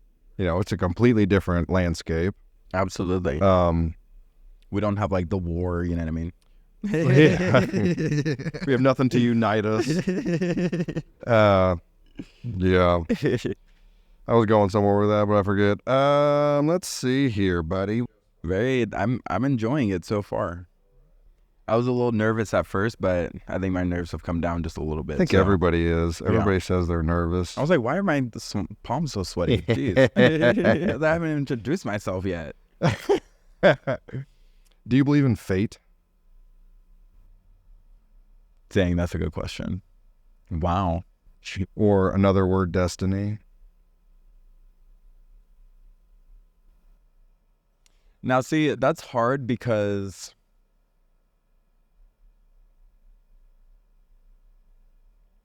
I don't know, because for me personally, I'm a very like in the moment, go with the flow, whatever happens kind of guy. Now, I don't know if I necessarily believe in like fate or destiny, but I think I do believe that like you meet people for a specific reason, or like you go through certain situations for a certain reason, fate and destiny, I don't know. I'd have to really, really think about that one. If you are saying that the events of your life are purposeful, then I think your answer is yes. You do believe in fate. But I'm no expert. I don't know.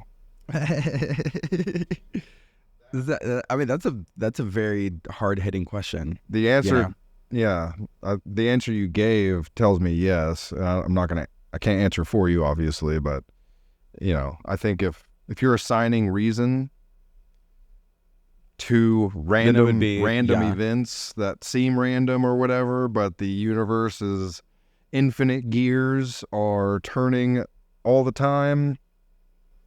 And then I would say probably yeah. Okay. I like it.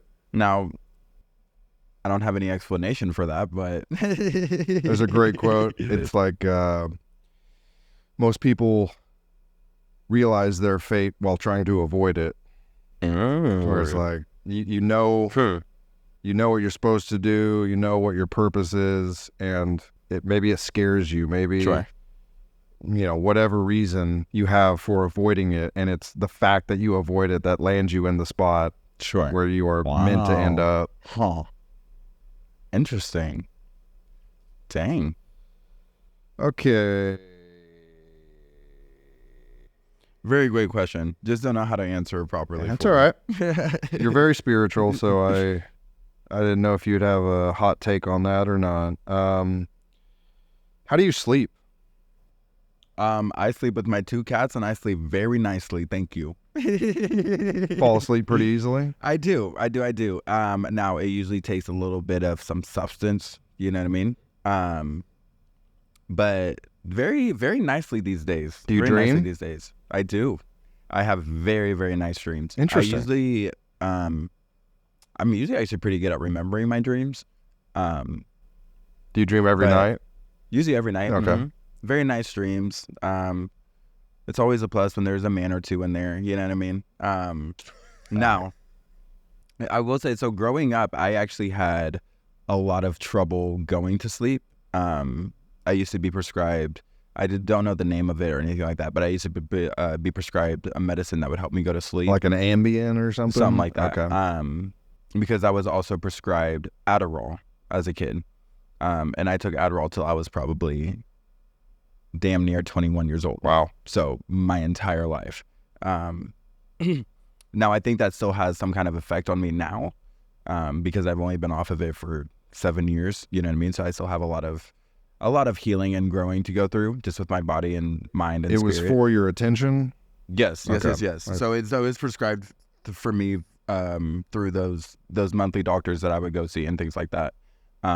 Because I was so high strung as a kid, and because my ADHD was so crazy. I don't see that in you now. No, because I have a lot of control over my ADHD. You keep good, clean trains of thought. You can have conversation. Yep. You can wait your turn to speak. Yeah. And I think a lot of that is because I decided to take myself off of Adderall. Being on Adderall, if you've never been prescribed to it or if you've never taken it, it's a one hell of a drug. I remember like some of the reasons why I told my mom I didn't want to take it anymore is because like I wouldn't even laugh as a kid because my life was so serious, because I was so good Lord go on Adderall. You're one of the most laughable people and joyful people absolutely. now. But I would never have guessed that. Up, like, I mean, I couldn't really hold conversations. I wasn't really I wouldn't laugh. I'd barely ate all the time, you know. I was so skinny growing up, you know, and I'm still skinny now, but I mean, I eat regularly and when I should. I laugh at conversations. I, have fun with life now. So I stopped taking this sleeping medicine when I didn't take it for very long, maybe like a few years. Definitely not as long as I took Adderall. But I think weaning off of that, I don't know, I've just always been a good natural sleeper. How many hours do you get a night? So I can go to bed at I'm a big night owl, so I usually go to sleep at 12 or 1 in the morning, maybe 1 or 2, and then I can usually wake up at 9. So about 8. Yeah, about 8. I'm a big turner in my sleep. I've been told by people that I move around in my sleep, which is fine. And I know I move around a lot in my sleep because I wake up to cat scratches everywhere, So I usually prefer to sleep alone and sleep in my own bed. I don't mind sleepovers, but I've always just slept in my own bed. You Are know, you a covers hog? no, I am not. Really? I am not. So I usually sleep on top of the blankets What? and with like a single blanket. I don't know. It's weird. So you sleep hot? Yes. Okay. I naturally run really hot. Okay. Which also makes it harder to sleep with people. Yeah. You know. So, I mean, sometimes I'll sleep under the blanket if I know that like I don't have to work in the morning, or I can sleep in tomorrow, or you know, I get nice and cozy in there. But it's also just easier for me to wake up if I know that I don't have to climb out of bed and climb out of comfortable sheets, because my sheets are very comfortable, you know. So and it also helps having cats, because my cats will wake me up in the morning. You know, they'll stick their butthole in my face or yell at me at 5 in the morning to get them food, you know. You got pets, you know. Why do cats know? do that? I don't know, but I don't want to wake up to freaking cat butthole in my face. Get your ass Jesus. out of my face, please. But damn, I'll wake up and get you some freaking food, you know. So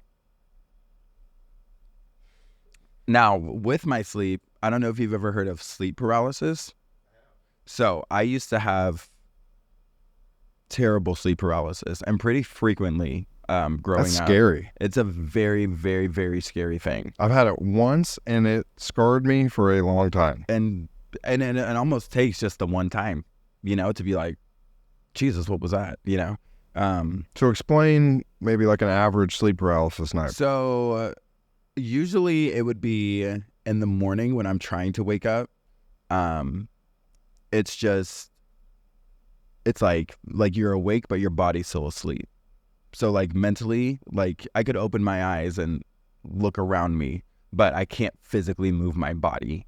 And I think I read a quote somewhere that it's like sleep paralysis is like, it feels like a demon's laying on top of your chest, you know, and that's exactly what it feels like. Now, I remember there was one instance in college where I had an episode of sleep paralysis.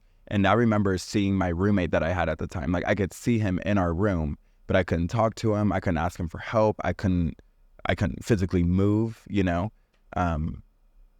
Crazy. And I've gone to doctors, and I've, you know, asked doctors, you know, about sleep paralysis, and it's a very unknown kind of thing. I feel like a lot of things that come with sleep are very unknown, because sleep is hard to track and it's hard to measure, analyze and measure, right? Yep. So I mean, I don't know if it was just, the environment I, you know, came from that, you know, caused it, or something like that. There wasn't really any kind of medicine that I could take to help me with it. I don't know if the sleep medicine that I took as a kid, you know, affected it, whatever.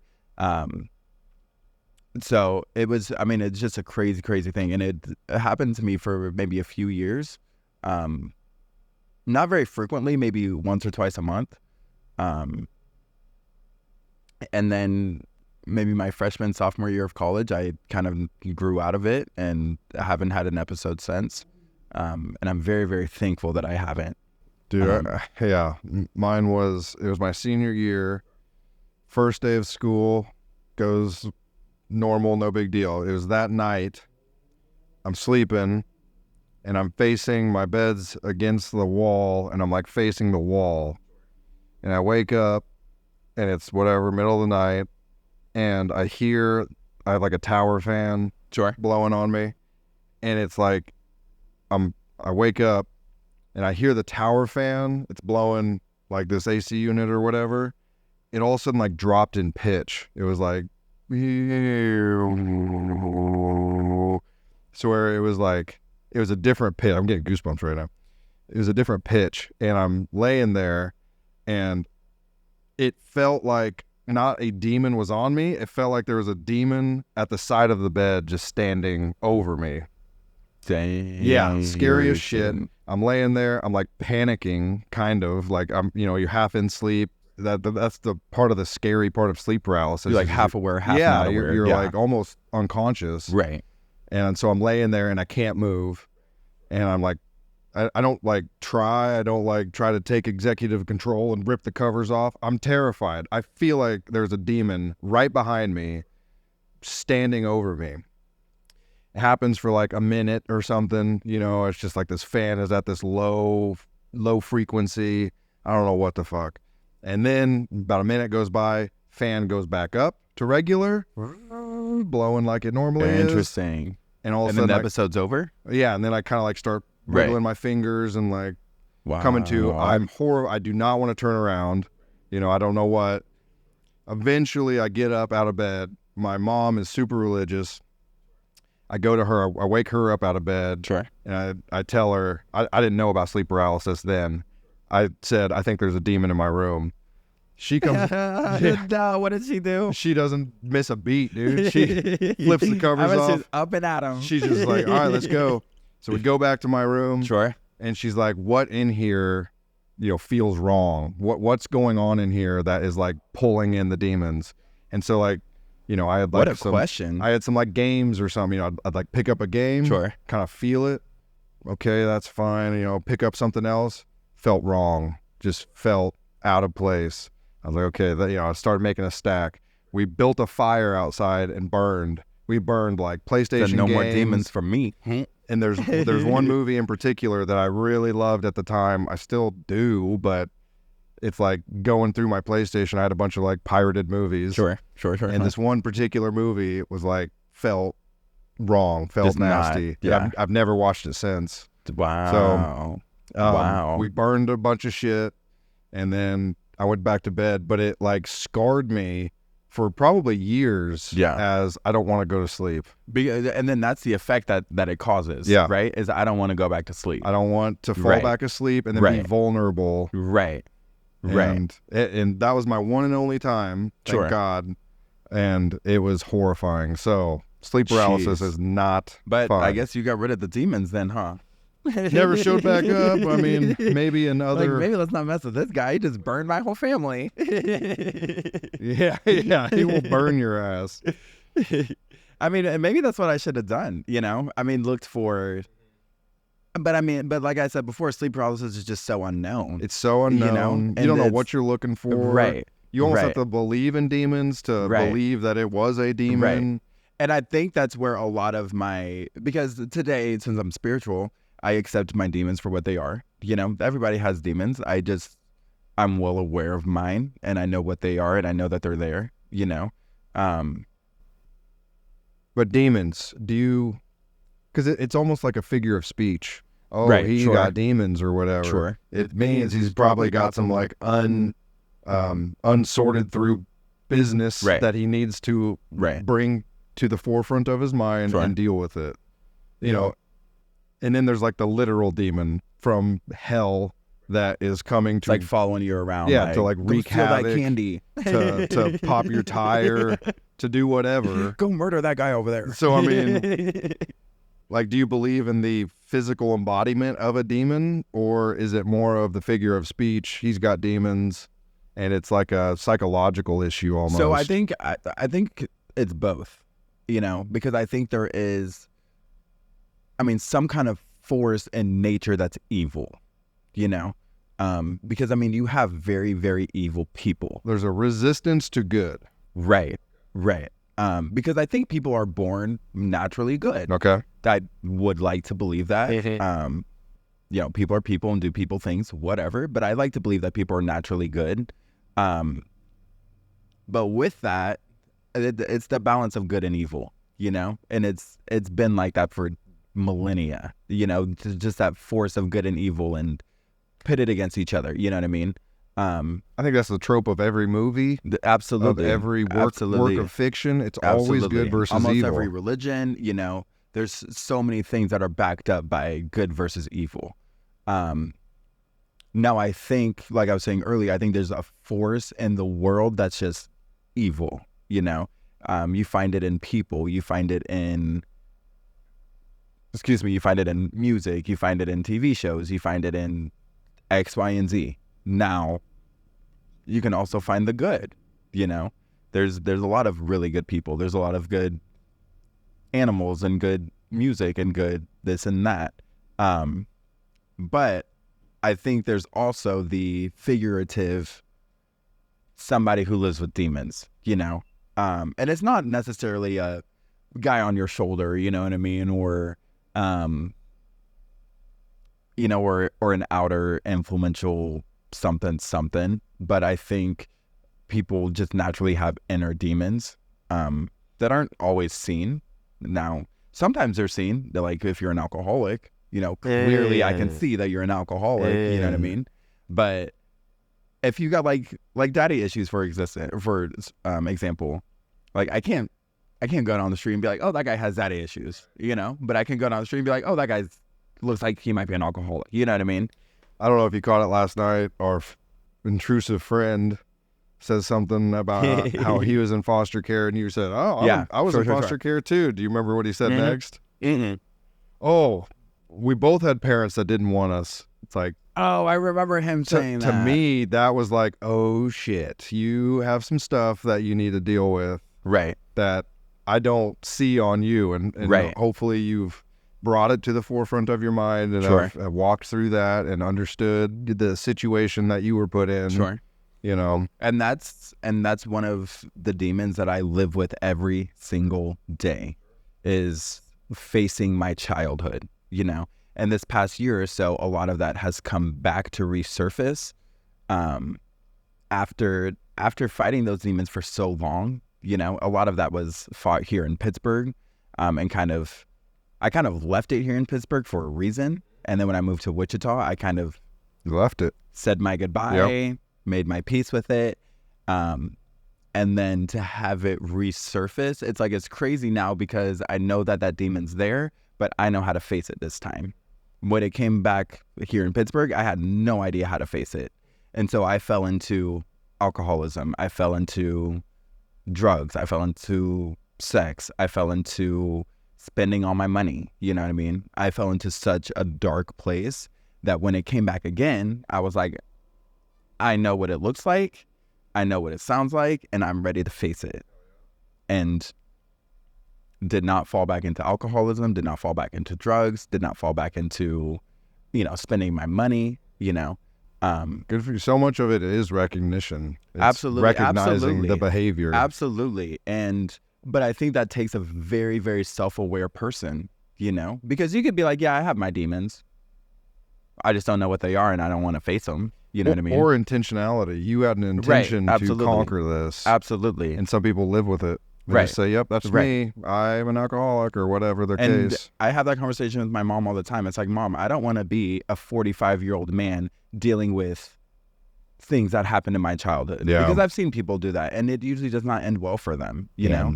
And it's like, if this is happening to me now as a 27-year-old, I want to face it now and deal with it now and here, and not further down the road when I have kids, when I have a career, when I have so much going on in my life, Yeah. You find those people at 45 at Jimmy B's late at night. Right. Right. Yeah, I don't want to be that guy, As far as the human basis goes, and speaking of like evolutionary biology, it's like well known that we share a common ancestor with chimps. Sure. Right? And you know about bonobos. Bonobos? So, as in like chimp people? No. Okay. Bonobos are like just like chimps are a species, and orangutans are a species. There's bonobos, and we share an equal ancestor with chimps and bonobos. The difference between chimps and bonobos, the one sentence to sum it up, is chimps use violence to obtain sex. Bonobos use sex to avoid violence. And we're caught right in between. Wow. So we have this like warfare sense to us where it's like, who's going to war? It's the male generals that are leading a country. It's not the women. There's women in military, but it's typically the male dominance thing that we kind of spoke of it a little bit yesterday. But then there's also this peace and love to where, sex as the act isn't quite it, but it's actually love. Right. To where I can just love you instead of going to war with you, and things are a lot more peaceful. And we're stuck right in the middle. We share equal DNA with both chimps and bonobos. Sure. So there's like this weird dichotomy of the human species that, are we warlike? Do we go to war first, or do we go to love first? And I think it's just like constant tension, this constant And that's, pull. and I feel like that's a demon that everyone has to face almost every single day. You could be driving down the street, road rage in and of itself. Yeah. Should I flip this person off? Should I cut him off? Should I not? Should I just keep driving? You know what I mean? You see some random person on the street. Should I yell at this person? Should I beat him up? I feel like even if somebody cuts me off or something, I give them the finger and I know they didn't see it, it's like I lost. I'm the one that lost, not them. Right. But then it's like you flip them off and then it's like I won. I feel like I lost if I flip them off. Like they got to me. I'm the one who acted out. Because they just like cut you off and they just went about their day. Yeah, they don't care. Sure. And whatever. People make mistakes. I've cut people off. It's like my bad. And, sometimes you get the friendly sorry about that and all is well. But it's like, and that's why I say, like, even if they don't see it, because usually I like try to hide it. I don't want, I'm like you. I'm non-confrontational. I don't care. I can let a lot go under the bridge before I need to say something. And we don't have time to be getting shot. I don't got time to be... Because I got to be in work in 10 minutes. I ain't got time to go to the hospital, okay? Yeah, I got things to do. I'm enjoying my day. I just had one moment where you cut me off and I lost it. Sure. But, all right, we're getting close here, buddy. What's one misconception about gay people? Dang. How long you got? Just whichever comes to your mind or whatever few. What's something that people get wrong about assuming? So one thing I will say is I think I get a lot of this from growing up Catholic, because just the whole kinds of misconceptions, you know what I mean? But one thing is, I think it's almost like the look of a gay man, right? Because I feel like if someone, says, they're talking about a gay man, like I feel like a lot of times people are expecting this person to be like flamboyant and have nails out to here and have hair down to here and have heels up to here and have tight pants that go down to their ankles, that have dresses and panties on, whatever. Now, how many professional college athletes are gay, and they're the most straightest looking men that you'll ever see in your life, You're saying that there's a pretty decent number of gay collegiate athletes, or you're saying there's not many? I don't think there's very many that are out. Certainly not open about it. Sure. Which is the whole nother thing, you know what I mean? But I would think that there's probably more than most people would think. Sure. I would agree with that. But I think one misconception is just like they're all supposed to look the same and they're all supposed to be this, and this, you know what I mean? And it's like for me, I'm just dressed as a regular dude, Not saying that any of that's wrong. I love me some drag. I love me some big hair, some big nails, some big lips, some nice high heels, But that's not every gay man. But that's just not how it is, And I think another misconception growing up Catholic was, men are out here sleeping with everybody and they're, causing HIV and they're spreading disease everywhere and they're doing this and doing that. And that's not what it is. That's just not what it is. Now, mind you, I had my little hoe phase, okay? But, I'm not out here, spreading disease everywhere and, yeah, I'm a person, I'm just a regular dude like you are, I drink my water and I pee in the morning and I, I go to work when I'm supposed to. And, So I think a lot of it is just that gay people are supposed to be different and they're supposed to be, X, Y, and Z when we're just the regular people, trying to go about our day and make the best out of our life, So as time passes and we're in 2024 now and, we've been alive however many years, the whole landscape of society has changed and is constantly changing. Sure. Do you see anything in the younger generation of the gay community that you like or dislike, with them expressing themselves in their own way. Is there anything that's different from what you're used to that the younger generation is doing? I don't really know necessarily for the younger generation because I don't necessarily pay attention to the younger generation. But I mean, for example, we're here in Pittsburg. Chances are every single bartender is going to be a hot college student or whatever, to where when I communicate with them, and maybe they look at me as a gross 30-year-old, and that's totally fair. That's completely fair. But also, it's like they talk different, and what gets them going is different than the women in my peer group. Sure. My other 30-year-old women, Sure.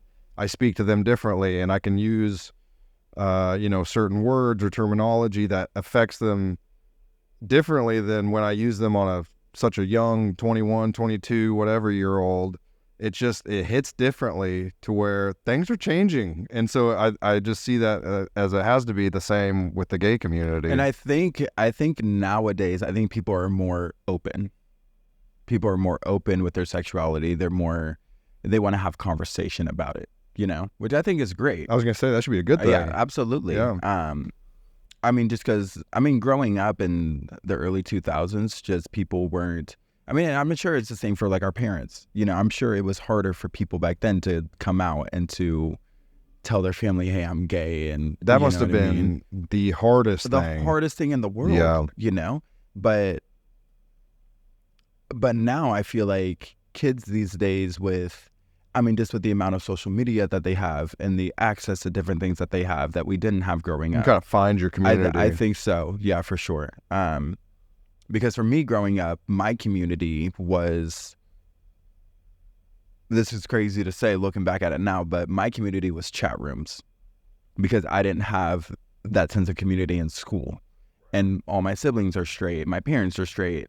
A lot of my cousins are straight. There's a couple gay ones now. Go for you. Shout out. You found yourself. Good. Let's go. Welcome. But I didn't have that sense of community, so I found that online in chat rooms with men that were gay, and boys my age that were gay, and we were going through the same situations and the same circumstances and things like that. Now I feel like I just feel like people are just generally more open, more open to conversation and more. There's a lot of, I go online and there's a huge issue with, what is it, gay baiting, right? Where you have straight men that act gay online just to get the attention of gay men. This is a new concept for me. And it's kind of crazy to look into. And I haven't delved deep into it, but I see it all the time with TikTokers these days and social media influencers that will, very, very attractive men that, have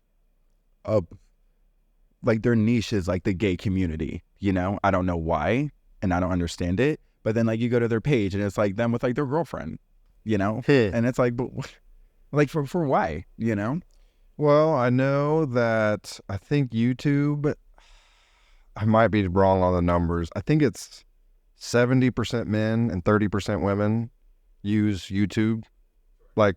As far as the whole mass that goes to YouTube to watch videos, sure, it's 70% men, 30% women. And so that might be relative across the board.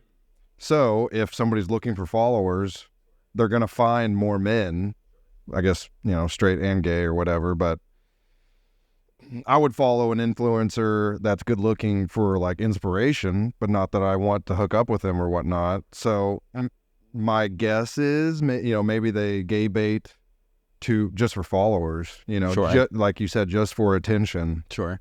And I think that's also a small issue with kids these days is the amount of attention that they want and the amount of attention that they feel that they need. Can you imagine growing up with the internet, because it's one thing to grow up with the internet, which I think we kind of did. Which is very smooth. I loved growing up with the internet. It worked, but it wasn't like, here's the internet and here's Facebook, Instagram, Twitter, TikTok. Right. These kids, it's just instant access. And you can make money off of it. We had a search engine. Right. We had one search engine that we used or whatever, and that was like our internet access. There wasn't social media and comparison and everything that comes with it. Right. I don't know. It's like at some point I feel like I do want kids, and another point is like, bro, to raise a kid in this environment, are you kidding me? Sure. Better have a good partner. And some pretty damn good kids, some like strong kids that know themselves, you know what I mean? Because it's a cruel world out there. Well, I think the biggest sin of a parent is lying to your kid, no matter how minor the lie is.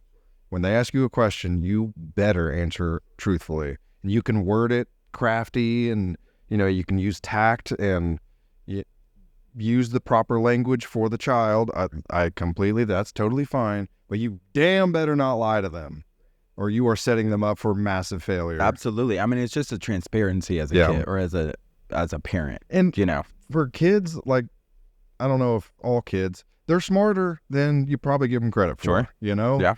Kids are smart. They are sponges. They will soak up everything you give them. But so is the parent, or the parent should be. But the parent can be conniving and have their own agenda for their kid. You're not going to be gay. You're not going to work at McDonald's. You're not going to, have their life plotted out for them. And it's like, bro, it ain't going to work. Like, even if they walk your path that you laid out for them, it ain't going to work. They're going to implode somewhere. Like, something's going to happen. You better give them open space and freedom of choice.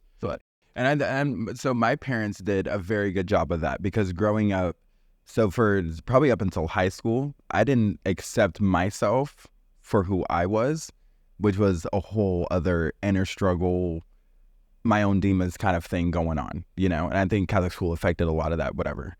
But growing up, my parents were always, with the Hannah Montana wig, whatever, they were always, DeAundre, if you're gay, like, it's okay. Like, we still love you. We're going to be here for you. That's so cool. But it was always the me coming back with the, I'm not gay. I'm trying to figure things out. I'm not, you know what I mean? And looking back at it now, it's like, that's probably why I was so unhappy as a kid, because my parents were fully accepting, but I wasn't accepting of myself, And it took me years to finally sit them down. I remember having this conversation in my dad's office with my parents that was like, I think I'm gay. And my parents were like, okay, anyway, dinner's ready.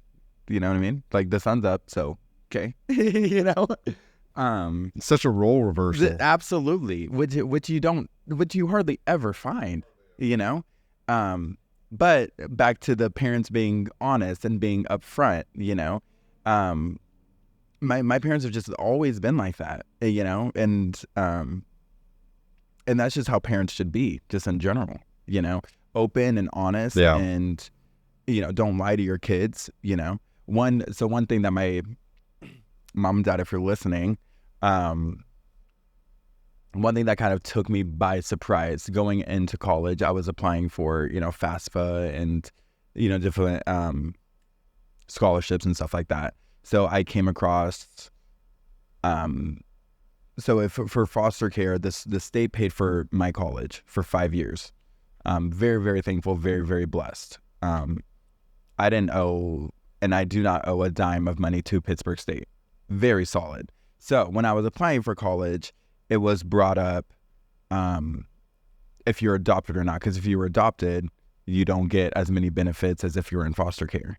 So I came to my parents like, hey, like, I'm pretty sure I'm adopted, right? And it was it took me back, but it was like, why would you think you're adopted? I think that's kind of how the conversation went. And I was like, what do you mean? Like, what are you talking about? Like, I have your last name. You guys are my mom and dad, and my parents explained to me that the reason why they didn't officially on paper adopt me was because there were benefits that would come with it later on in my life. Wow. Which very, very well done by my parents. Yeah. Very well done, looking out for my future. Now, I had to find that out, and not so great of a way, because I lived my entire life like, yeah, I'm a Puritty, I'm adopted, those are my parents, those are my siblings. And then to come to find out you aren't adopted on paper, because if you were adopted on paper, you wouldn't have gotten your college paid for. You wouldn't get, like in high school, I got reimbursement for gas and things like that through the state, I wouldn't have gotten any of that had my parents signed the adoptive papers, which thinking about it as an adult blows my mind, because in the moment, I'm sure I was like, fuck this, fuck that, I'm part of your family, why'd you lie to me and Malik and, whatever. Damn.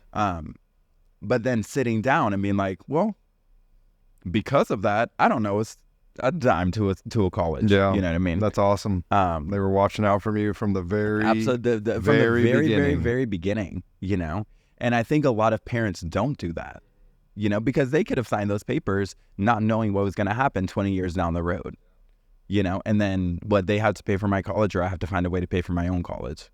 I probably would have gone to the military then, I don't think I would have gone to the military, but like I would have figured something out. Yeah. Right. Well, DeAundre, I'm so happy that you have gone through what you had to go through to be who you are today, because I love you as a person. Thank you. I appreciate it. I'm so happy that we are friends, and I am as well. Have the level of friendship that we do. I will. I wanted to tell a quick story. Of course.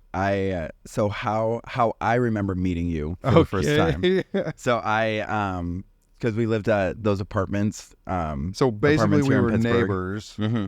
You lived it was the same parking lot, but different buildings. Different building, yeah. But same our parking buildings lot. were kind of catty-cornered but like from each other. Same property. Right. Just right, different right. buildings. So I remember, I think you had moved in, and I was like, this is back when you had your truck, your huge white truck. And I remember like looking out one day and I was like, okay, who's this guy?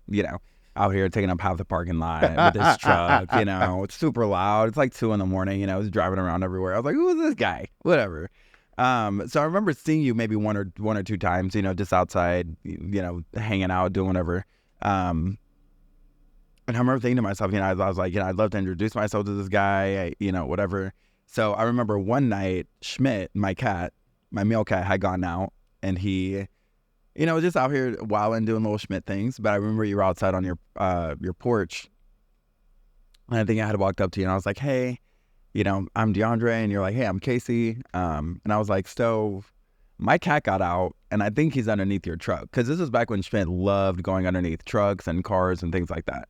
I was like, yeah, I think my cat's underneath your truck. And you're like, okay, well, we can look. And I was like, okay. So we looked, and Schmidt wasn't under there. And then you're like, I'm Casey, and nice to meet you. And if you ever want to come over and hang out, just let me know. And kind of been history ever since. The rest is kind of history. Yeah. That's exactly right. Yeah. It's just kind of tumbleweeded from there to, hey, what are you doing tonight? I don't know, having some friends over. You want to come? Like, oh, okay. And then hanging out at your place with some friends or whatever. And, just being neighbors, getting home, and you're getting home at the same time or whatever. What's up, man? How's your day? Just going from there.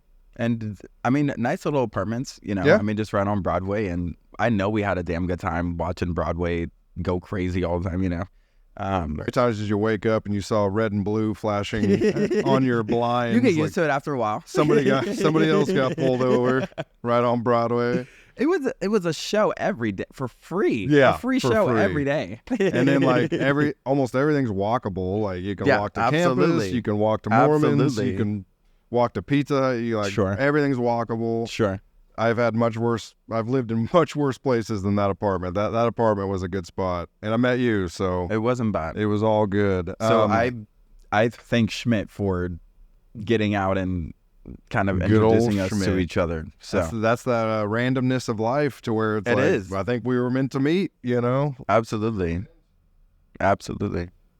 So I got 2 more for you, and we'll wrap this up. We didn't touch on a few things. You were a big component in my chess life. Good old chess. But we just love chess. Goodness, I can't. Okay, we're going over time, but I want to talk one more subject before I get to my closing questions. Sure. You write music and poetry.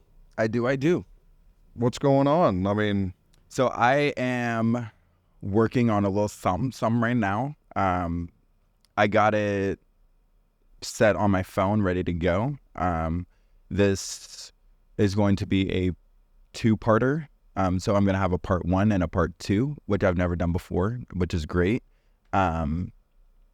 So it's called the Personal Files. Back when I first started releasing music, I was kind of playing around with titles and, what do I want my things to be named, and those, that whole aspect of production and music and how do you want people to know you and those kinds of things. So I picked the Personal Files because these songs are written on my phone in my folders file section on my phone. So that's where I get files, and then they're very, very near and dear to my heart. I write things that are very, very personal. So that's kind of where the Personal Files began. So I had like the Personal Files, I think like a written album first, and then I had the Personal Files, album 2, and then now I have the Personal Files, was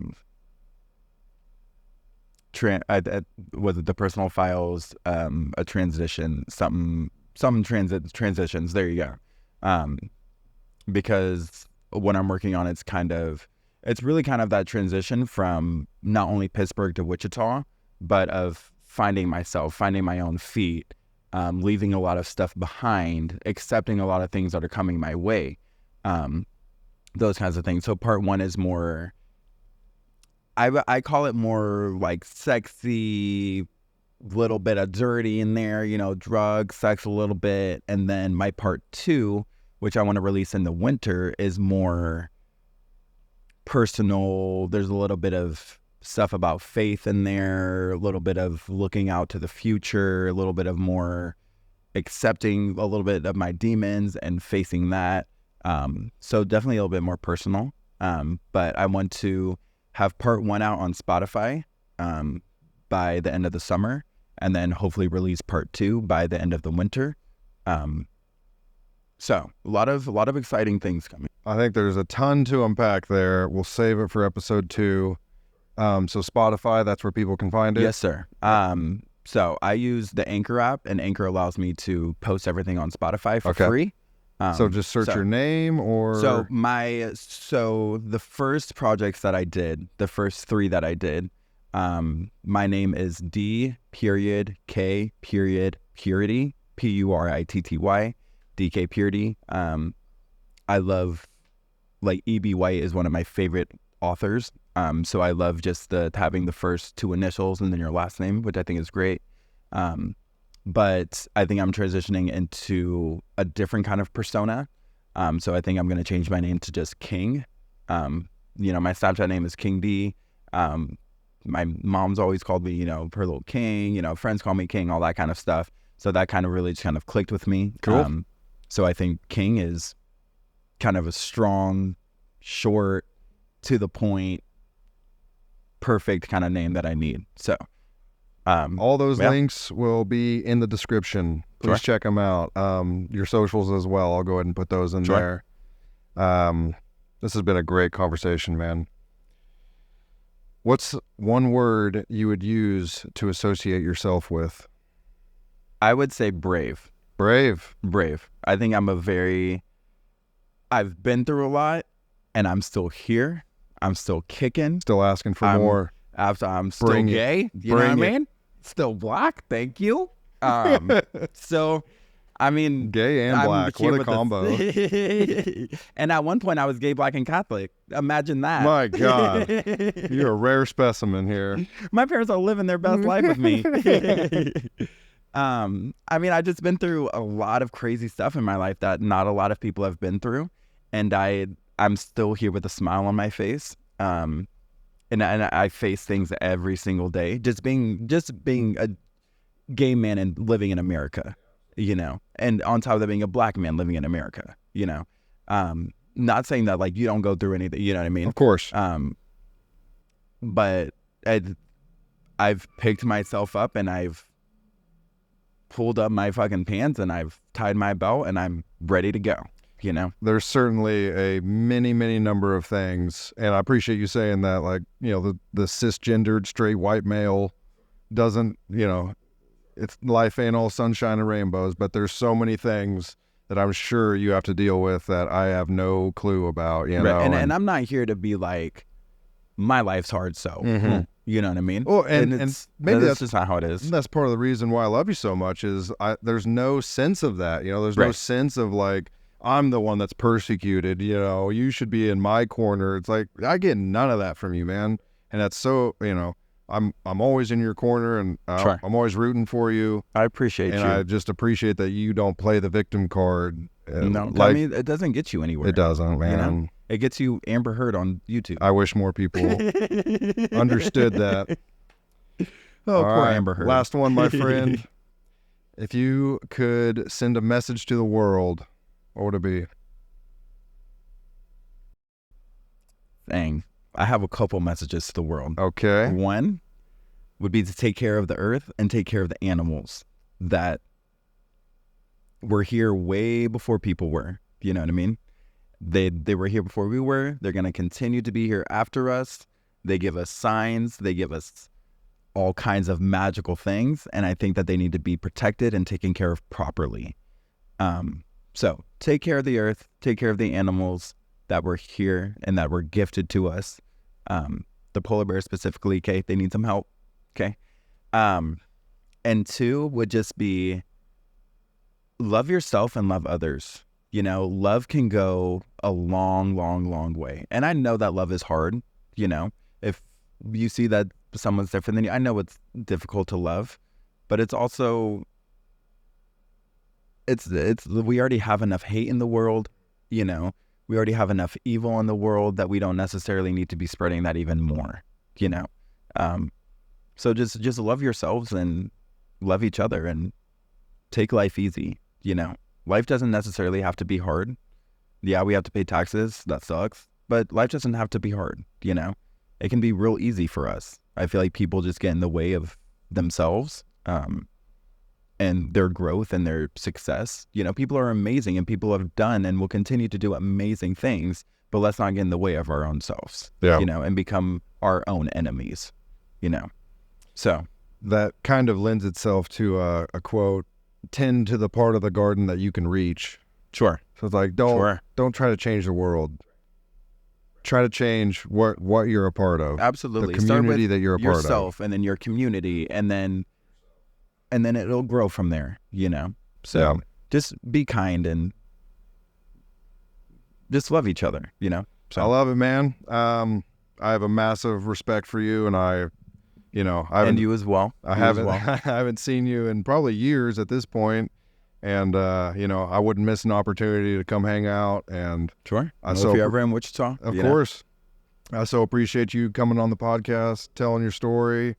I think, there's plenty for a part two. I think we do this regardless if we're recording or not. These are the conversations I feel like we have that, last night we get back here after the bar and it's like, how long did I hang out? Just going back and forth, we get along well. We're, in a way, we are such opposites, but, I think based on human dignity, human respect, and absolutely pure acceptance, we get along which so I think well. is, we're a perfect example of that, and my mom is still amazed to this day that, I'm a gay black man, and one of my best friends is some country born and raised, truck driving, bourbon drinking, the guy from Kansas, but that's how it is. I accept you for who you are and you accept me, and we keep it pushing and we laugh and it's a good time. Absolutely, man. It's always a good time with you. But just one more thing from me. I am, like I said yesterday, but I'm very proud, and it's been amazing for me to watch how far you've come. Your comfortability in front of a camera and your flow of questions and your keeping up with the conversation. It's great to see how far you've come. So keep up the good work, and anything you say I don't take lightly. So thank you for the kind Absolutely. words. Absolutely. That means a lot. Sure. I appreciate you, man. Thank you all for watching. See you next time. Peace out.